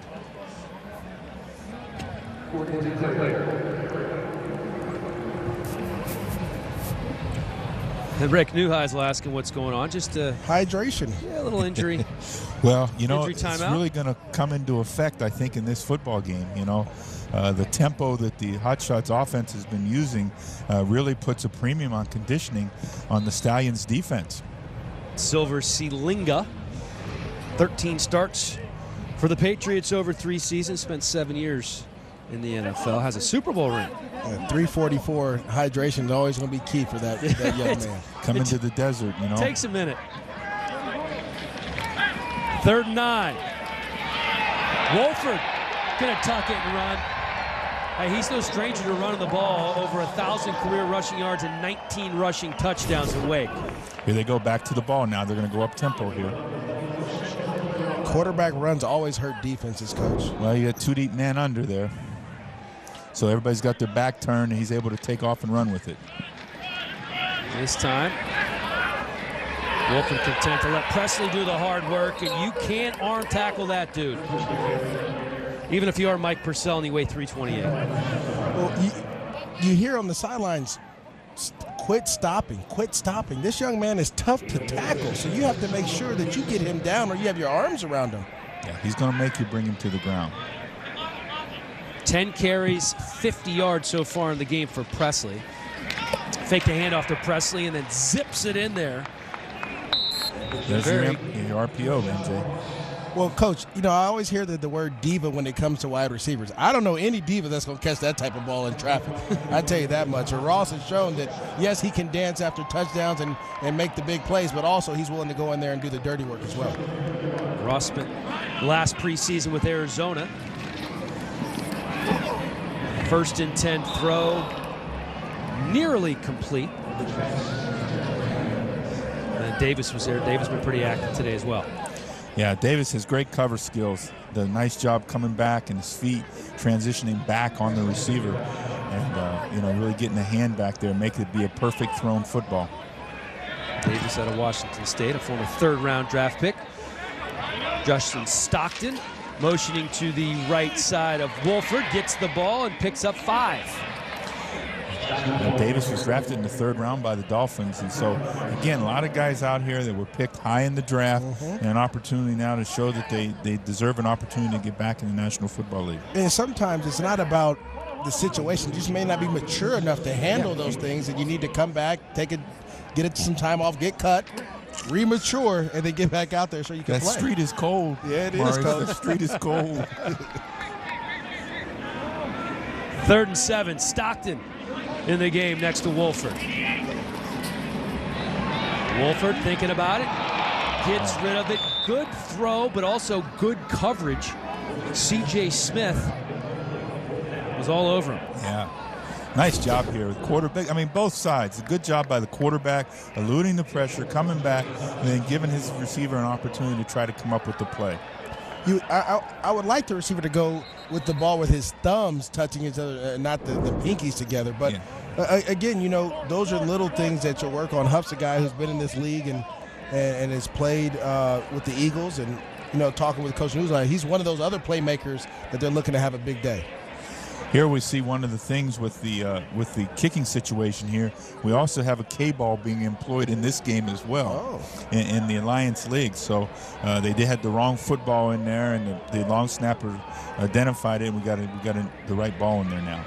Going to be a 46-yard field goal attempt for the 11-year NFL veteran Nick Folk. He was good on his first, and that one going to bounce off the upright. That's on me. That's your doink. There goes the doink. No, was that a doink or just a doink? We jinxed it. All right, well, we still have a 3-point ball game. Hot shots on top, couldn't add to the lead. We're back in Tempe after this.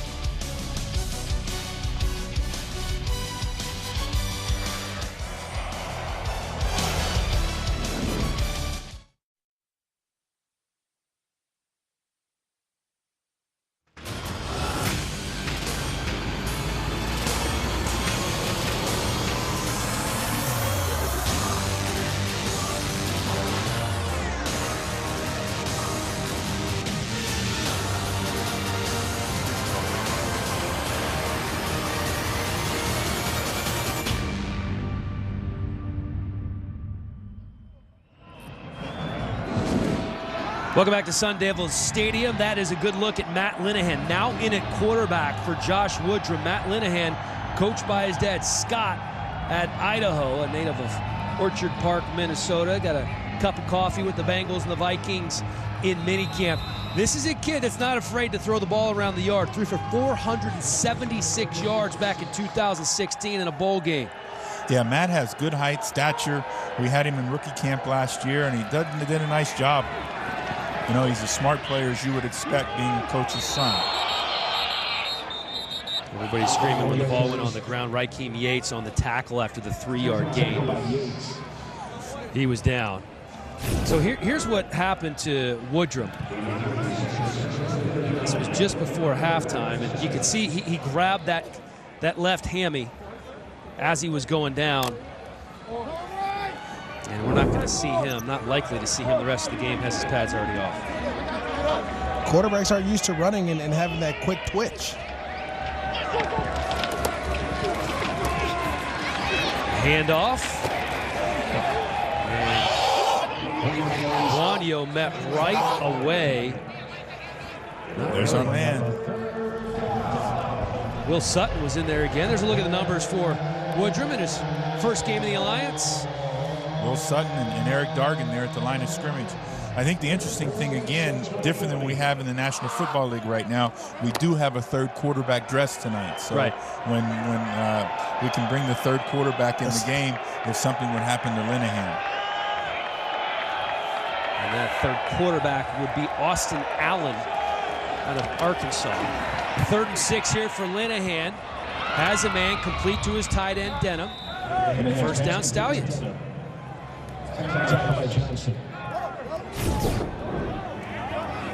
Linehan here feeling the pressure, but doing a great job of stepping up in the pocket, getting the linebacker to commit and getting the ball to his tight end. Saw number 19, Jordan Leslie, hopping off the field with an injury there. You know, one of the things that when you're not fully prepared and your body's not adjusted to everything, when you kind of running around a lot and you're using the muscles that you're normally not used to using, you do get strains. Here's Juanio. Tries to cut it back, then slips, picks up half a yard. Raheem Yates so active from that defensive end position. One of just 3 hot shots with no NFL experience, but you can't tell by the way he's played tonight. Yeah, but Coach Aliotti and both Coach Neuheisel both pointed him out as a guy that's been impressive for them since they've been in. Played for a couple of years in Japan. Still speaks a little Japanese, and he's one of the few vegetarians you're going to find that play professional football. And defensive lineman. 2nd and 9, Linehan back to throw. Again complete, and again it's to a tight end, this time Nick Truesdale. The play action fake, something that a lot of these guys haven't seen before. Here, the quarterback, Linehan, does a phenomenal job of sticking the ball out, selling it, coming back around, getting around the edge, and get into a second target, second tight end who's a little too deep for me. You got to be a little more shallow. They're supposed to be in those same area, but a nice tight throw by Linehan. You can see third down conversions. Salt Lake converting at a pretty good rate. 3rd and 2 here. Linehan throwing again behind the intended receiver. 4th down. And they're looking at 4th and 2. Covered again there by Sterling Moore. Nice job. Well, I felt like Linehan missed the read. The slot to the left was running a slant with the safety covering him 8 yards off. Yeah. You got free access there, Coach. You have to take that. Yeah, you want to take that matchup just like they did for the touchdown earlier right before half. Rico on to punt for the Stallions. Linehan's first drive of the game, just trying to get his feet under him here as Austin Rico on to punt for the Stallions. Looks like we got a little field position jockeying around here a little bit, taking the delay, trying to move back to get 5 extra yards, I guess, to punt the football. Well, we've seen what Rashad Ross can do. Back to return this punt. Do you want to give him an opportunity? I'd just say kick it, just put it on kick it out of bounds. Well, the thing about it, though, is it's 4th and 2. They decide, hey, we're going to go for it, and then they make it. Right. Instead of 4th and 7. Rico out of Idaho. Punting with the nose of the football down and perfectly content to let that bounce is Rashad Ross. 19-16, Arizona still on top of Salt Lake. 7.5 to go here in Tempe.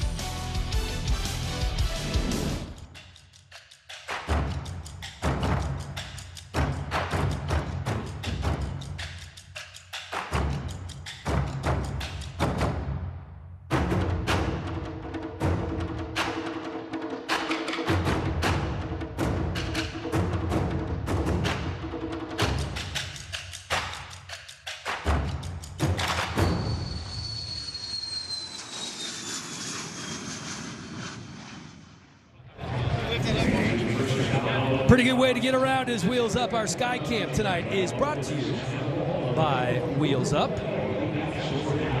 That's how Coach gets around here in the Phoenix area, I'm sure. Coach. That's how he gets out to the golf course now. Oh, hey. Here's a look at the leaders for the Hot Shots. Just 50% completion percentage for Wolford, but I think he's looked pretty good. Presley's been solid, and obviously big plays there from Ross. Well, Wolford's gone down the field too, Dan. I mean, he's taking shots down the field. These aren't dinks and dunks and checkdowns. He's trying to get the ball and get chunks of yards when he's throwing. I think that's been the difference because, at one point he was like 5 or 7. Exactly. Jarrell Presley checking back into the game on 1st down. Put it in the belly of Presley, then pulled it out. Lucky he wasn't sacked. Carter Schultz in the backfield once again. Great job him showing his athleticism and getting it to 2nd down. Don't give up a negative play. Get out of the pocket, throw it away. Well, you remember talking to Coach Neuheisel, guys. He said that they all were investment bankers at one point. So they're all smarter than everybody. Yeah. So we expect to see some of that knowledge utilized here on the field. You're talking about all the quarterbacks. That would be Wolford and Trevor Knight and Jack Hennigan, who went to Dartmouth before they got the call to play in the AAF. They were all indeed working for investment banks. So that has to be a very interesting quarterback room. When one of those guys challenges the quarterback coach, Steve Axman better have the right answer. Let me tell you something. Nobody's challenging Coach Steve Axman. He has a little pizzazz with him. Not happening. A little spice in his room. Well, remember, that was one of the big things about your guy Josh Rosen coming out of UCLA was that he always wanted to know the why. Josh Rosen's a good prospect. Thank you, Coach. I was going to say it, but you know what? I gave it to you. I appreciate it. On 3rd and 7, tremendous catch. And what do you know, Rashad Ross coming up big again. I don't know what to tell you guys, but you know what? If I'm Coach Erickson or Coach Donnie Henderson, this guy's not going to do this to me anymore. Let's start double teaming him and finding a way to make it happen. But great route and great adjustment to the ball. I think, again, it looked like a 2-deep man under situation again, and John Wolford's going to the weakness. Presley picks up 2. Might have had a DB fall down on that play, too. You hear the chants, Coach? Hot shots. Hot shots. Shots. Well, I like that. Ross, of course, a fan favorite here because he played at Arizona State. Hard to tell if that shots are Ross. Maybe they're just cheering for Ross. Wolford on 2nd and 8. That one's complete to Mulaney. Mulaney picks up 7. Again, wide open, making the contested catch. Now, when I say wide open, I want our viewers to understand, if you create separation of 2 yards in this league, we call that wide open because most of the time the DBs are going to be right there with the receiver. Oh, fair point. 3rd catch of the game for Mulaney, 3rd and 1. Presley with a nice move in the backfield to pick up the first down. I don't know if I want my quarterback coach blocking for my tailback. When you take a look at that, now here we got a RPO here. You see him pull the ball when the end closes, okay, and then he gives back to the running back. That's more of just a screen. It's back to him. Another one complete. This time it's Bundy. Bundy goes for 6. Literally, they're going so fast, we don't have a chance to comment on the play in between. Well, that's high-speed game, fellas. Well, that's one of the things with Coach Neuheisel. He's going to dink and dunk, but it's going to be so much tempo, then he's going to take a shot and catch you off guard. And they've done a great job of mixing the runs in here. Larry Rose breaks a tackle, picks up the first down after the 5-yard gain. You see the conditioning level of the Stallions defense here with substitution coming out now. There's so many big guys on that line of scrimmage. Really good seal block here by your offensive linemen and tight ends, creating just enough space to get a first down. It's a great job sealing inside, kick out, and there goes the runner up in between. Rose again makes one man miss. Picks up about 1. 61 Yolanda. It's Trevor Riley making the tackle there, linebacker out of Utah. Hey, close right. Talk about the tempo. 2nd and 10, right back to the line of scrimmage. Wolford has a man wide open. Mulaney inside the 20 down to the 14-yard line. Tempo. MJD, you saw that a lot from your ends, right? Yeah, tempo. If I can get up on the ball and get you to guess where we're going, we're calling the play at the line of scrimmage. Linebacker doesn't sink deep enough. You have your 3rd receiver come open and, hey, flood the zones. 31-yard gain for Mulaney. And this is an impressive run by Larry Rose II, the running back out of New Mexico State. Very strong on this drive. Well, as a running back, anytime you get inside the 10-yard line, you start running harder because you understand you're getting closer and closer. You smell it. Oh, that's trouble. Carter Schultz down. We don't want to see Carter Schultz out of this game. But again, Mulaney's done a great job. A good instinctive player playing inside in that slot receiver position. And a lot of these runs, they hand off, you can see him looking back at the quarterback in order, was he going to get the ball or not based on the RPO. Already 11 plays and over 4 minutes of clock chewed up on this drive. Well, this here looks like it's cramps. You have the stretching here by the trainer. Yeah, that's good. Good sign there. But that's tempo. That's what tempo does to you. If you ever practice a 2-minute drill, and you know, Coach, I know you guys like to do, we're at the 80, we're at the opposite 20, we got to get down there and get a touchdown. You're going to cramp up a little bit if it's like that consistently. Well, I really think, too, as the league goes, you have Salt Lake, which will be playing in elevation. You got coming out here to the desert where it's dry. So that's the other thing. That's a great point. I mean, if you're playing in Salt Lake one week and then you're out here the next week, that's a huge contrast. You know. Okay. Here's a look at that Mulaney catch, who has come up big on this drive. Now his catches, 4 catches for 49 yards. This one goes for 31, Coach.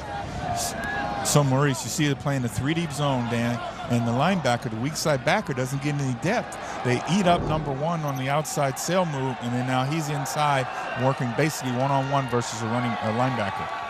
2 wide receivers to the left for Wolford. Looking into the corner of the end zone. That's caught, flag thrown. Didn't matter to Rashad Ross.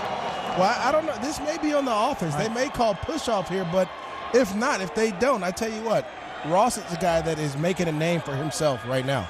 Again, great execution. You see the low rub, inside, back outside. Great job here. Watch, you see that, Dan. See number 88, one-on-one. Boom. Well, they had a safety. Hanneman's a free safety on Ross. Probably not the matchup the Stallions were looking for. Well, no. If before the play, Ross looked at Wolford and was like, "Hey, you see what we got going on over here now? Throw this ball up and let me make a play on it." Ross now 5 catches, 103 yards, 2 touchdowns. Making some serious noise in the opener for the Hot Shots. Wolford rolling to the right. Easy 2-point conversion to Thomas Duarte. Where's he from? He went to UCLA. Uh-huh. You know, 27-16, Arizona looking good. 12-play, 85-yard drive, chewing up some clock, too.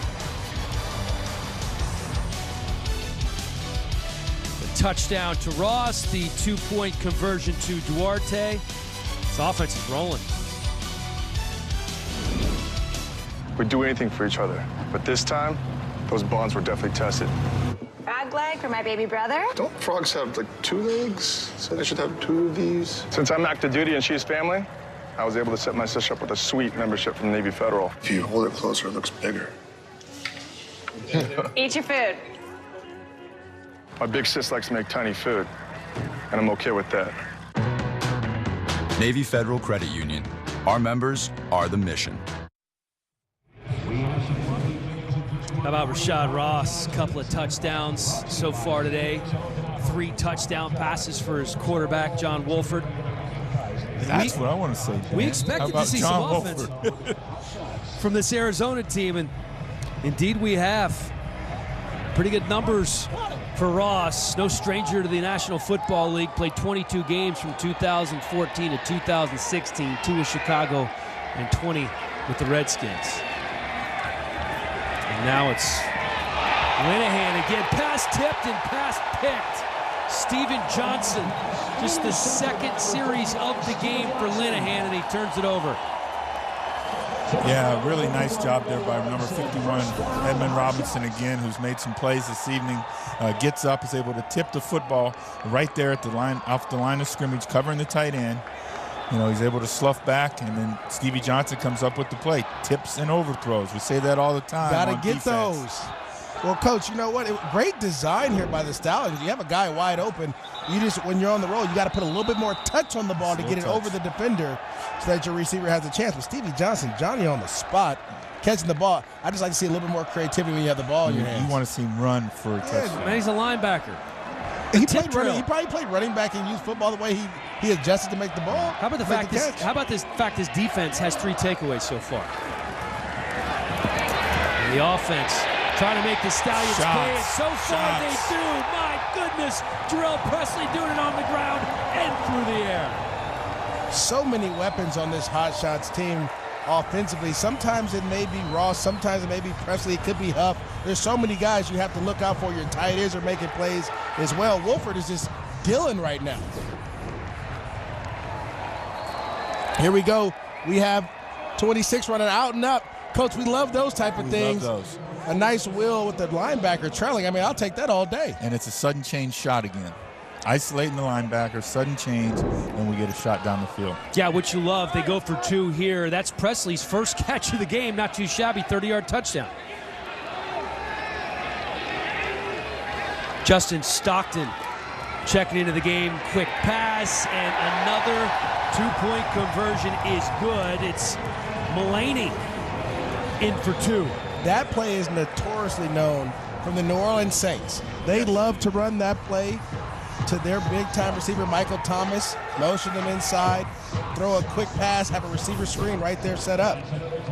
Here's a good look at it. Also, the Packers did a great job of this all the time. Pittsburgh's used it a bunch in the National Football League, so a lot of people being very effective with this play. And you got to hand it to Coach Neuheisel and his offensive. Their expansiveness of what they've done out here tonight has been incredible. Just 5 weeks to put things together. This offense looking pretty good, and so is the defense. They forced 3 turnovers, 16 points off of those 3 turnovers now for the Hotshots. Well, when you talked throughout, we were talking to Phil Savage, the GM. He was saying that the Stallions are one of the tougher teams in the league, as well as he felt as they were, and then the Orlando team as well. So you have a lot going on to show your dominance this early against a Stallions team that you feel is pretty good. Shows how far you can go. Now we're just putting pressure on Linehan in there as the quarterback. You know, with Matt in there now at quarterback, really put some pressure on him.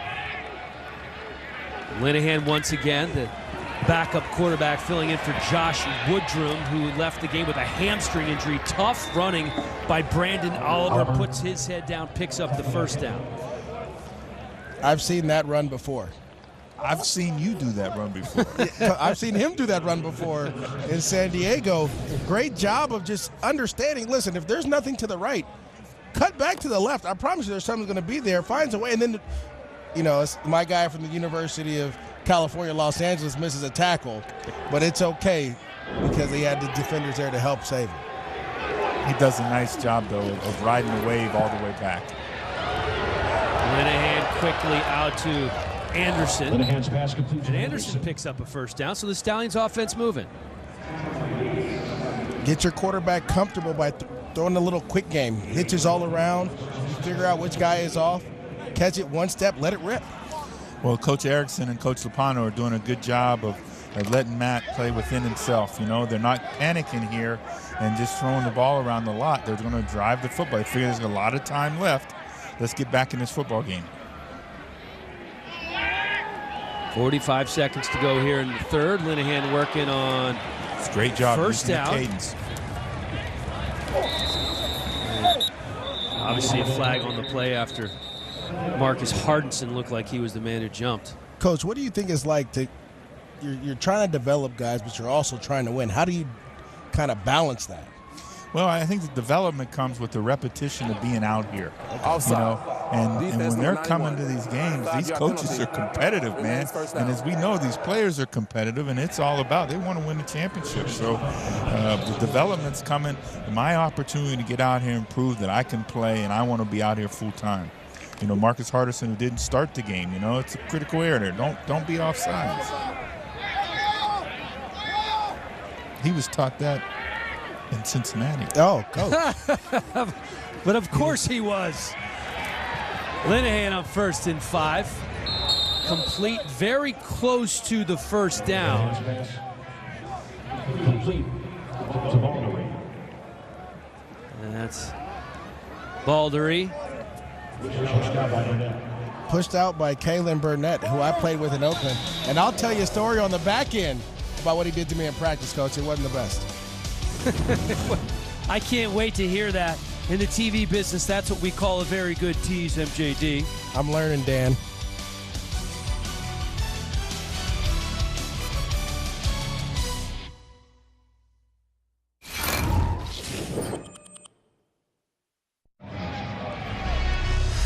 You're watching the Alliance of American Football on the NFL Network. Dan Hellie alongside Marvin Lewis, Maurice Jones-Drew. You had a story about Kalen Burnett you're going to share? Yeah, we were in Oakland together, and I guess I had the tempo wrong in the drill because Kalen was going full speed and I was going half speed. Hit me so hard, almost made me retire that day, Dan. Pretty close to retiring, huh? I was close, but I fought through it. Mo, you know the defense never has the tempo wrong. No, I don't know. I mean, I looked at Coach Dennis Allen. I said, Coach, is it me or is it him? Who's going to get yelled at in this situation? You see a guy 6'4", 240 pounds. I mean, what a good looking. Fourth quarter now underway. Matt Linehan working out of the shotgun.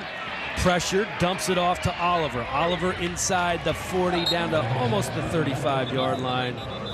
Obum Gwachum there to make the tackle after a 6-yard gain. What I really like from the defensive line here, the Hotshots, is they were able to retrace and get back to the screen. Illegal formation against the defense. 15 yards will be tacked on until the end of the catch. Automatic first down. Not the first time we've seen that from Arizona. So a 15-yard penalty and an automatic first down. We're seeing a little bit of this replacement stuff, you know, with adding the rusher. Yes. And whether the players making error, we're getting confused or whatever, but it's really affected the Hot Shots defense tonight. But yet they've still been able to be explosive as a defense. Because of the turnovers. They've done a nice job turning the football over and done a nice job in the secondary playing on the football, and that's what's key. Let's see if the coach's kid, Matt Linehan, can take advantage now. Matt's doing a good job down on the play clock, knows you got to get it going here. Play clock down to 1. I don't know if they got it off. I guess they just did. He faked the pitch, then Linehan squeezes it in among 3 defenders, but the intended receiver, Dress Anderson, not able to hold on. Really impressed by the way that the back end of the Hot Shots are playing really well. Raheem Moore, Eric Dargan flying around. Obviously, Sterling Moore doing a great job, and Dexter McDougal and Robert Nelson getting to the ball when the ball's in the air. Done a great job converging on the football. I mean, that's just excellent play in the back end there. 2nd and 10 here now. They're right on the, you know, right in this high red area, you know. Double post, coach. That's what I'm calling here. That's what you're calling. 2 wide receivers to the right for Linehan. Let's see you got if the MJD coverage for calls it. You got the coverage for it. How about Oliver up the middle? That's what I was thinking. And they did this earlier in the game where they ran it on 2nd and long, and now they got a 3rd and manageable. So you see them being in the quarters coverage 4 across, and they're able to, you know, now they've got the advantage in order to run the football. Well, great quickness here, obviously, by Brendan Oliver, being able to put his foot in the ground and make some guys miss and finding the hole and getting through it as well. We saw that on a couple of runs earlier, specifically that 2-point conversion. 7 carries, 37 yards so far for Oliver. Now we see we got a single high coverage here now. 8-man football up front. There's Oliver again down to the 10-yard line. It's going to depend on the spot here a little bit. I think it's going to be close. Even if it's close, I think they go for it again because you have. They gave it to him, so it looked like we got a 1st down here. You know what I like to call that situation? Whose weight room is bigger? Who wants it more? Right? Who's been in the weight room this offseason? Who's been putting those weights so we can drive our legs and create? Now this is the offensive coordinator's nightmare. 1st and 10 from the 10. Yeah. As Asiata checks into the game for the Stallions. Takes the pitch. Picks up 3. Trenton Thompson, nose tackle out of Georgia. You can see Big Trent there now. Looks like he's stiffening up a little bit there. No. Coach, it's getting late in the game. Guys are getting a little tired. Yeah, it is. This is yeah, Trent's going out now. It's almost further to run to the sideline than to stay in there. You know, sometimes you have to make that choice as a player. Do I want to run off the field, or do I want to take this next play, hopefully, to go into that sideline? Asiata is still in the game for the Stallions. All right. It's not going anywhere. Stacked up, Stephen Johnson, Bo Harness. Bo Harness again. Our guy Will Sutton in there as well.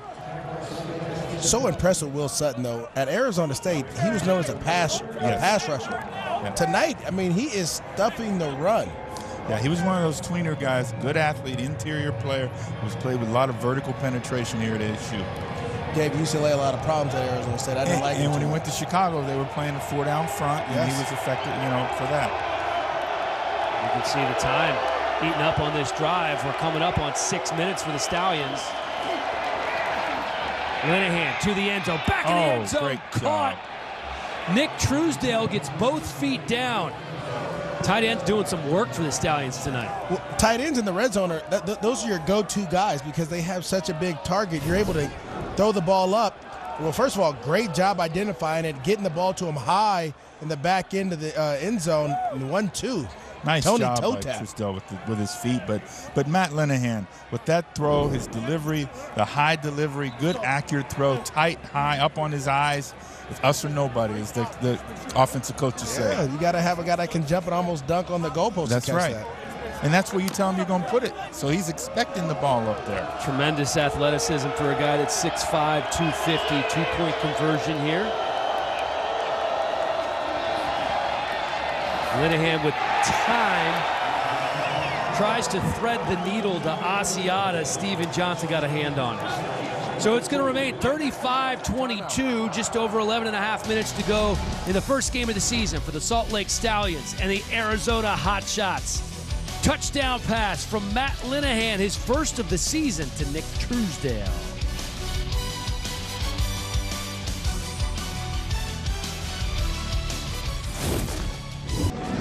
All right, back after the Stallions touchdown. Hotshots ball on the 25, 35-22. Just over 11 and a half to go as Stallions head coach Dennis Erickson trying to call it a comeback here in the season opener of the Alliance at Sun Devil Stadium. Wolford working out of the shotgun with Justin Stockton to his left. Stockton takes the handoff, and he's going to pick up the first down. Running hard there, looking very explosive. Once he gets the ball, recognizes the hole, puts his foot in the ground. And that's important, Coach, because so many times you have guys that are dancing a little bit. Stockton gives you a little bit different than what Presley gives you. Presley's elusive, he can cut. Right. Stockton's going to be a downhill runner, and he's going to run through arm tackles. And this is the drive now that makes you a good football team. Is you got to lead. It's in the fourth quarter. Now we got to go put our foot on the back of their necks. Eat up some clock. Run the ball down their throat. Stockton in the game once again. Tries to turn the corner, and he does. Stockton picks up 6 before Cody Brown wrangles him out of bounds. You know, when I look at the Hotshots backfield, it reminds me of the New England Patriots. They have 3 or 4 guys that can do a little bit of everything. Stockton being a guy that can be explosive both in the running game and the passing game.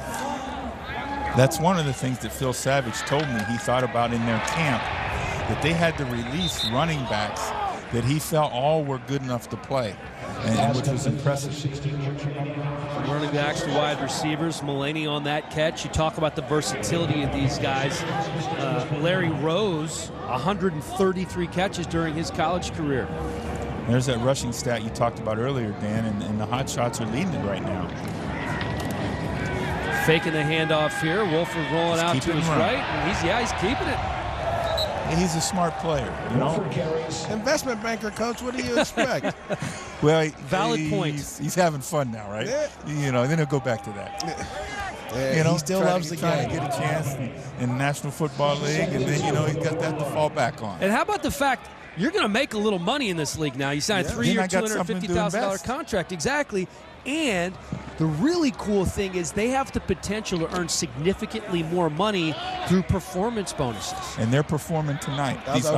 You took it right out of my mouth, Coach. 2nd and 2 for Wolford. And again, they're going to keep it on the ground. This time it's Stockton. Wolford has been very impressive, as has this running game. And one of the reasons they just said, you called it a spark. I think Phil Savage told me he was magic when he was running the RPO. He just had it. Well, unfortunately, this season I had to experience one of those sparks a couple times up the state from me a little bit in Baker Mayfield, and this kid reminds you a lot of Baker Mayfield and what he's doing. That's a great pop, coaches. This one's out complete to Thomas Duarte. I guess that's why I'm here. No, Coach. Baker didn't send you here. Don't blame it on Baker. I think Baker Coach, did. It's all right. It wasn't Baker that did that to you. You did an amazing job with the Baker. You beat me a couple times. I don't know if that's saying much of anything, but, you know, getting the ball out quick, though. Wolford does a phenomenal job of just identifying who he wants to go to, and the ball is coming out in 1.5 seconds. He's very decisive. False start. Offense number 89, 5-yard penalty. Yeah, I think it'll really be interesting to look at the NetGen stats of this offensive team when they come, you know, and how quickly they're getting not only the playoff, but how quickly the ball is coming out of John Wolford's hand. No, that's a great point. And again, just to remind you, Trevor Knight also on this team. He was the Hotshots' first pick in the quarterback draft, the 6th quarterback selected in the league, and Wolford beat him out. An impressive resume for Trevor Knight at Oklahoma. Yeah. You know, as I remember, Trevor Knight was 11-4 at Oklahoma, and then Baker sent him on his way too. He's like me. Baker's done it to everybody. Hey, Coach. Also played at Texas A&M as well. Finished his college career there.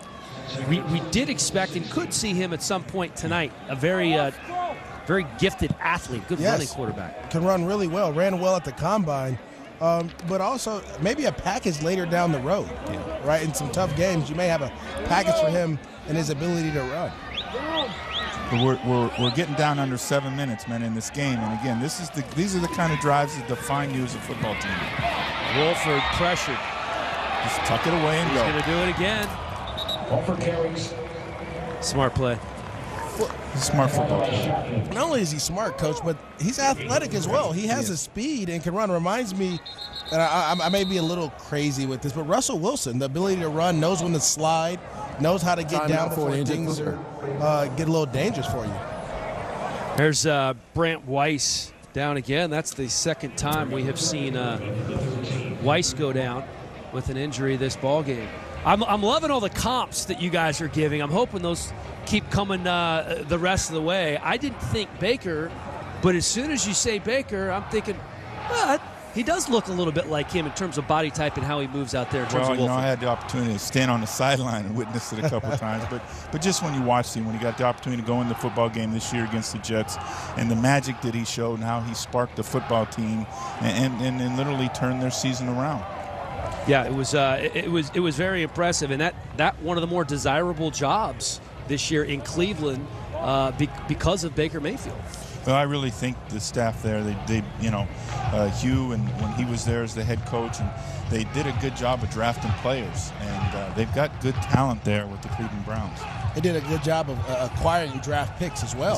I mean, both ways. You get them, and then you have to pick the right guys. And John Dorsey, coming in his first year, getting Callaway and Nick Chubb in the second round, a lot of rookies that you leaned on as well. You know what John Dorsey's probably doing tonight?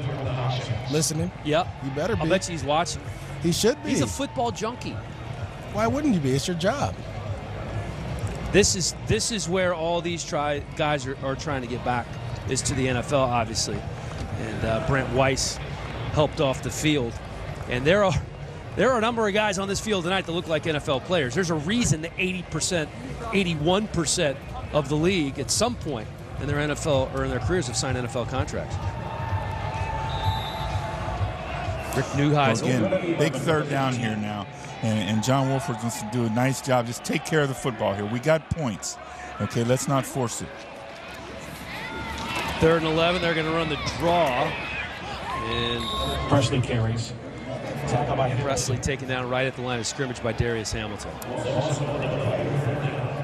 Yeah, well, here, nice conservative call. I think I would have probably went receiver screen in this play, just to get my guy. First, I'd have went to my kicker and said, "Okay, Nick, which hash do you want it on? Call the screen to that side, or if you like in the middle, we'd have found another way." But try to give my guy a chance with some blockers in front to make a play. But obviously, in the alliance here, this is literally a 2-score game. If he makes this field goal, it'd be down 16. So again, 2 touchdowns, 2 2-point conversions. We have a tie ball game. There's plenty of time. 38-22. Folk field goal is good.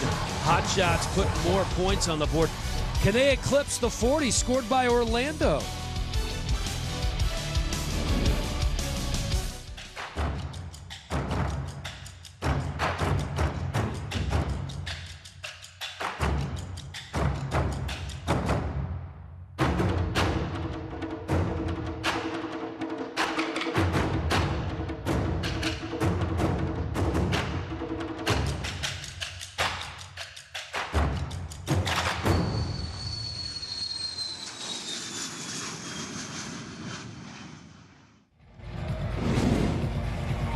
Take a look at the quarterback numbers here for Salt Lake and Arizona. That's Matt Linehan coming in for the injured Josh Woodrum, who pulled a hamstring not long ago. And John Wolford been taking all the snaps for Arizona. Wolford putting up some numbers. 4 touchdown passes, almost 300 yards. Yeah, Garrett Gilbert was the guy coming in leading that MVP race early on with 3 touchdown passes for the Orlando team. But now you see Wolford coming in, 4 touchdown passes, no interception, taking shots downfield, looking real accurate. Our quarterback comparison brought to you by Navy Federal Credit Union. As Linehan trying to get something, anything going here. Joel Buonio going to be in the backfield, but you can be sure they're going to be throwing the ball a little bit here. Well, we talked about the drive to define the offense. This drive defines Coach Alioti's defense. 2 wide receivers to the right for Linehan. Looks left, throws left. Too low for Bell.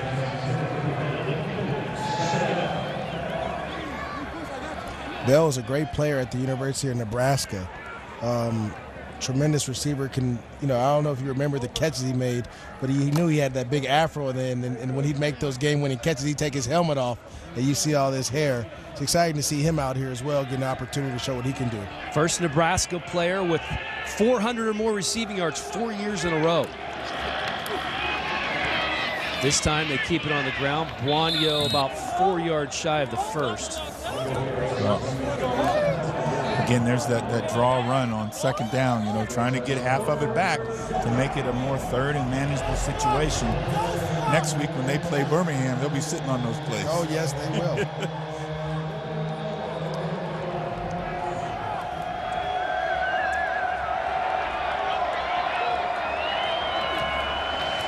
Keeping it on the ground.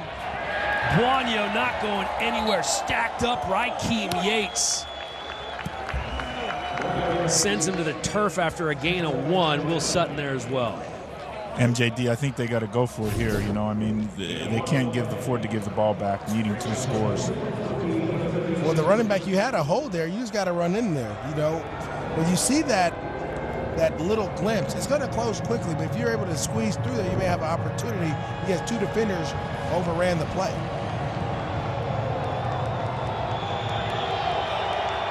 So they will indeed go for it under the 5-minute mark here in the ball game. Linehan pressured, eludes the sack, throws it and completes the ball. Wow. Pearson L hauls it in. Great work by Linehan to not only complete the pass but escape the sack as well. Pearson L trying to atone from the fumble punt earlier. He makes a big 4th down conversion catch. Pressure there by Will Sutton again, He is not escaping Sutton this time. That's what he does, Coach. That's what he does.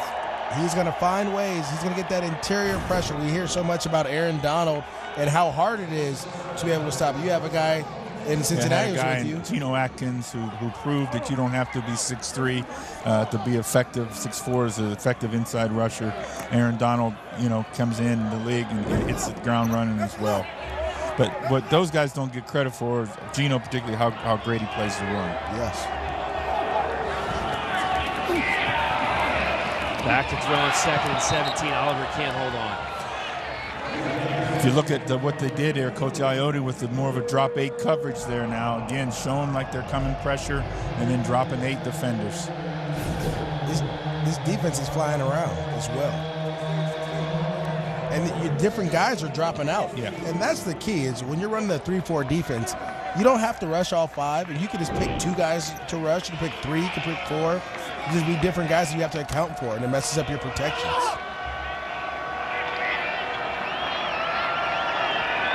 There's 3 seconds on the play clock. We'll barely get this one off. Linehan struggling to keep his balance, and that's incomplete. Well, Coach, you're in 4 down territory. Yeah, so they're in 4 down territory here. That's why really they're just trying to get half of it back. Well, it looks like they're bringing on one of the kicking teams here. You try to get half of it back. You don't want to be a 4th and 17. You want to make it a 4th and 7. Now you make a better decision. You have a chance to go for it. I'm nervous kicking it to Ross right now. The way he's playing, he is in what we call the zone. Well, I'm telling Ross, you fair catch this football, son. No, Coach. Yeah, oh, yeah. You tell him. I thought we were trying to develop. Well, he didn't go anywhere near that. Coach Newhastle told him, son. This opening weekend, the Alliance is launching Touchdown for Team Rubicon. For every touchdown scored in every game this month, the Alliance will donate $1,000 to Team Rubicon, a veteran-led nonprofit that helps communities recover after a natural disaster. You can find out more and join the effort at aaf.com/donate. Just under 3.5 to go here. See what Wolford and the Hot Shots can do. Stockton wrapped up behind the line of scrimmage. Darius Hamilton takes him down for a loss of 1. This is what I like. I like this. I love what I saw from Darius Hamilton here. A guy playing hard. Remember, every rep counts in this league. Where in the NFL, you know, guys kind of do the brother-in-law thing at the end when the game's kind of over. In this situation, you can't do that. You have to keep going. You know, I think here that, you know, in this situation, you want to go ahead and take the timeouts, put the pressure back on the Hot Shots and make them make a decision. Are they going to throw the football or not in this situation? And maybe we get a tip ball or something and we get a field position play. But if you don't take the timeouts and just let all the time run out, you don't have an opportunity to get 2 scores. Here we go. The ball carrier. Stockton again for 2. And there's that timeout. Because look, you know, again, one of the difference in the Alliance rules here, Dan and Maurice, is the fact that the clock doesn't stop when you go out of bounds until the 2 minutes, under 2 minutes.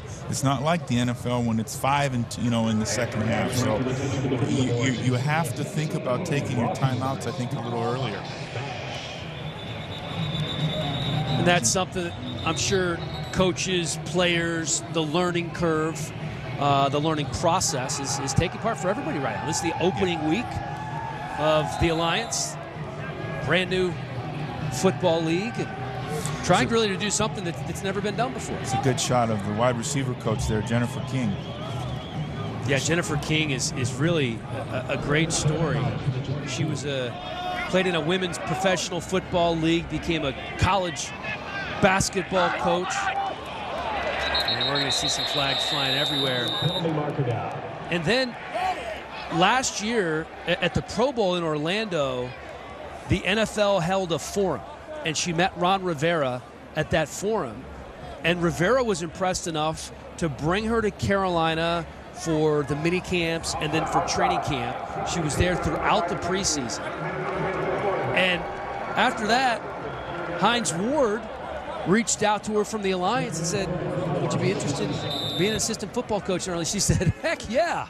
Well, I tell you what, she's doing a great job right now. Ross is tearing everyone up out there. I mean, route running, catching the ball, adjustments.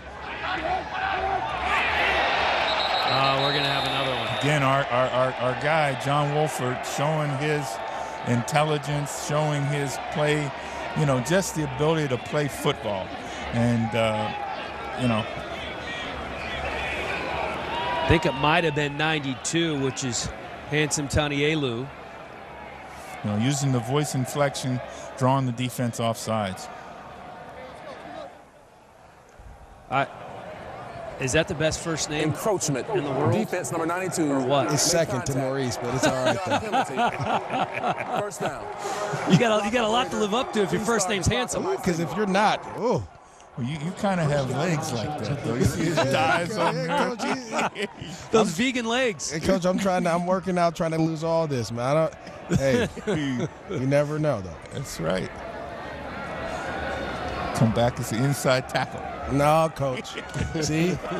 Now I'm going to go to the gym right after this. Just over 2 minutes to go here. First down for Arizona. They're going to keep it on the ground again. So you still want to call your timeout on the front side of the 2-minute warning. Right. Why let it run down? No. All right, we're at the 2-minute warning. First Alliance game here in Arizona. We're back in just a moment. Come on, Carol. Hawaii, nice. Yeah, I'm excited. Finally earned enough rewards points. So jealous. Yeah, I can't wait to get that shave ice. What's shave ice? It's like a Hawaiian snow cone. Why not just say snow cone? I don't know, they call it shave ice. You fly to Hawaii for this. I don't go there for the ice. You saved up your reward points for ice. That's a lot of ice. Okay.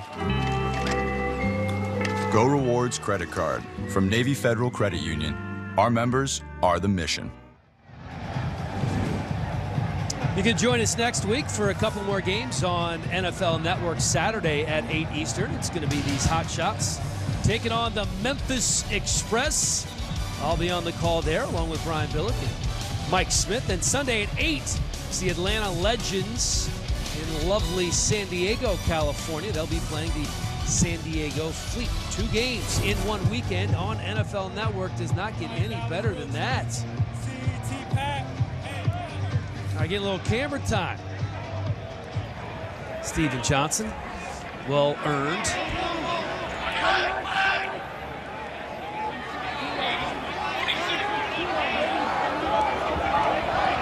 Second and 11. Presley, the ball carrier, picking his way through that defense for a gain of 4. Presley adding to that yardage total, now over the 60-yard mark, 17 carries, 62 yards. Been a little quieter in the second half. Well, he made a big catch, but again, the way this offensive line has been working, I mean, they've been finding ways, getting off blocks, pulling, down blocking, doing different blocking schemes to wear down the big front of this Salt Lake City Stallions. 3rd and 7 here, so Salt Lake could get the ball back. 2 timeouts. And it looks like they will. I've been very impressed all the way around with this Arizona team. Salt Lake, hopefully, for their sake, they can get their starting quarterback, Josh Woodrum, back. And let's not forget that he's the second quarterback who's gone down. B.J. Daniels on IR for at least 4 weeks, who was their second quarterback pick this year. Yeah, that's really, as you know, anytime you lose your quarterback, it's so hard being able to replace. I'm sure Matt Lenahan didn't get the kind of repetitions it takes to come in and run the offense, particularly when you're behind like they got tonight. I was once told by one of our veteran players in Jacksonville, opportunities aren't earned, they're given in this league. Through injury and different things, when you get that chance, take advantage of it. And I think Matt's come in and done a good job with it, but it's just, it's hard. They're trying to get back to 2-score game. He led them to a nice touchdown drive. He threw a great ball, but they weren't able to come back up on it. You hear the roar of the crowd there. Locke lucky to get that one off. Fair catch is made, and there's going to be a penalty. He's down. He's selling it. That's part of the job. It is. Yeah, number. That looks like it was Anderson. Dries Anderson tries to pull up. He's just not able to stop and runs into the kicker. When you're rushing that punt, and I did this one time in Jacksonville, and I roughed the punter, and I never did it again. You have to commit to it, and you have to try to go and get it. If you pull up, you're always going to run into him. The key element of it is you got to know where that spot is. You got to know where that spot is, and you got to get to that spot. That's the key element, that you get to that spot, and wherever that's going to be, and he was a little bit too deep. Yeah. And also the left foot, too, because so many punters are right-footed. That you get a left-footed guy, it's a different angle that you have to get to. Off a little bit. Different angle, different spin if you're back there returning that punt as well. What a tremendous opening weekend of the Alliance. We see the old ball coach back in Orlando. They put up 40 points. The Hot Shots put 38 on the board tonight. Birmingham pitches a shutout. Tim Lewis gets his first career win as a head coach. Marvin, what stood out to you the most from this first weekend of AAF football? Well, I think first off, the explosiveness of the Orlando offense. I mean, I think that was, in a football game that early on was a close back and forth game with Atlanta, and then the explosiveness of them separating themselves. I think the ability to turn the ball over by the good defenses here showed that, and obviously tonight in this game, John Wolford was impressive with what he did.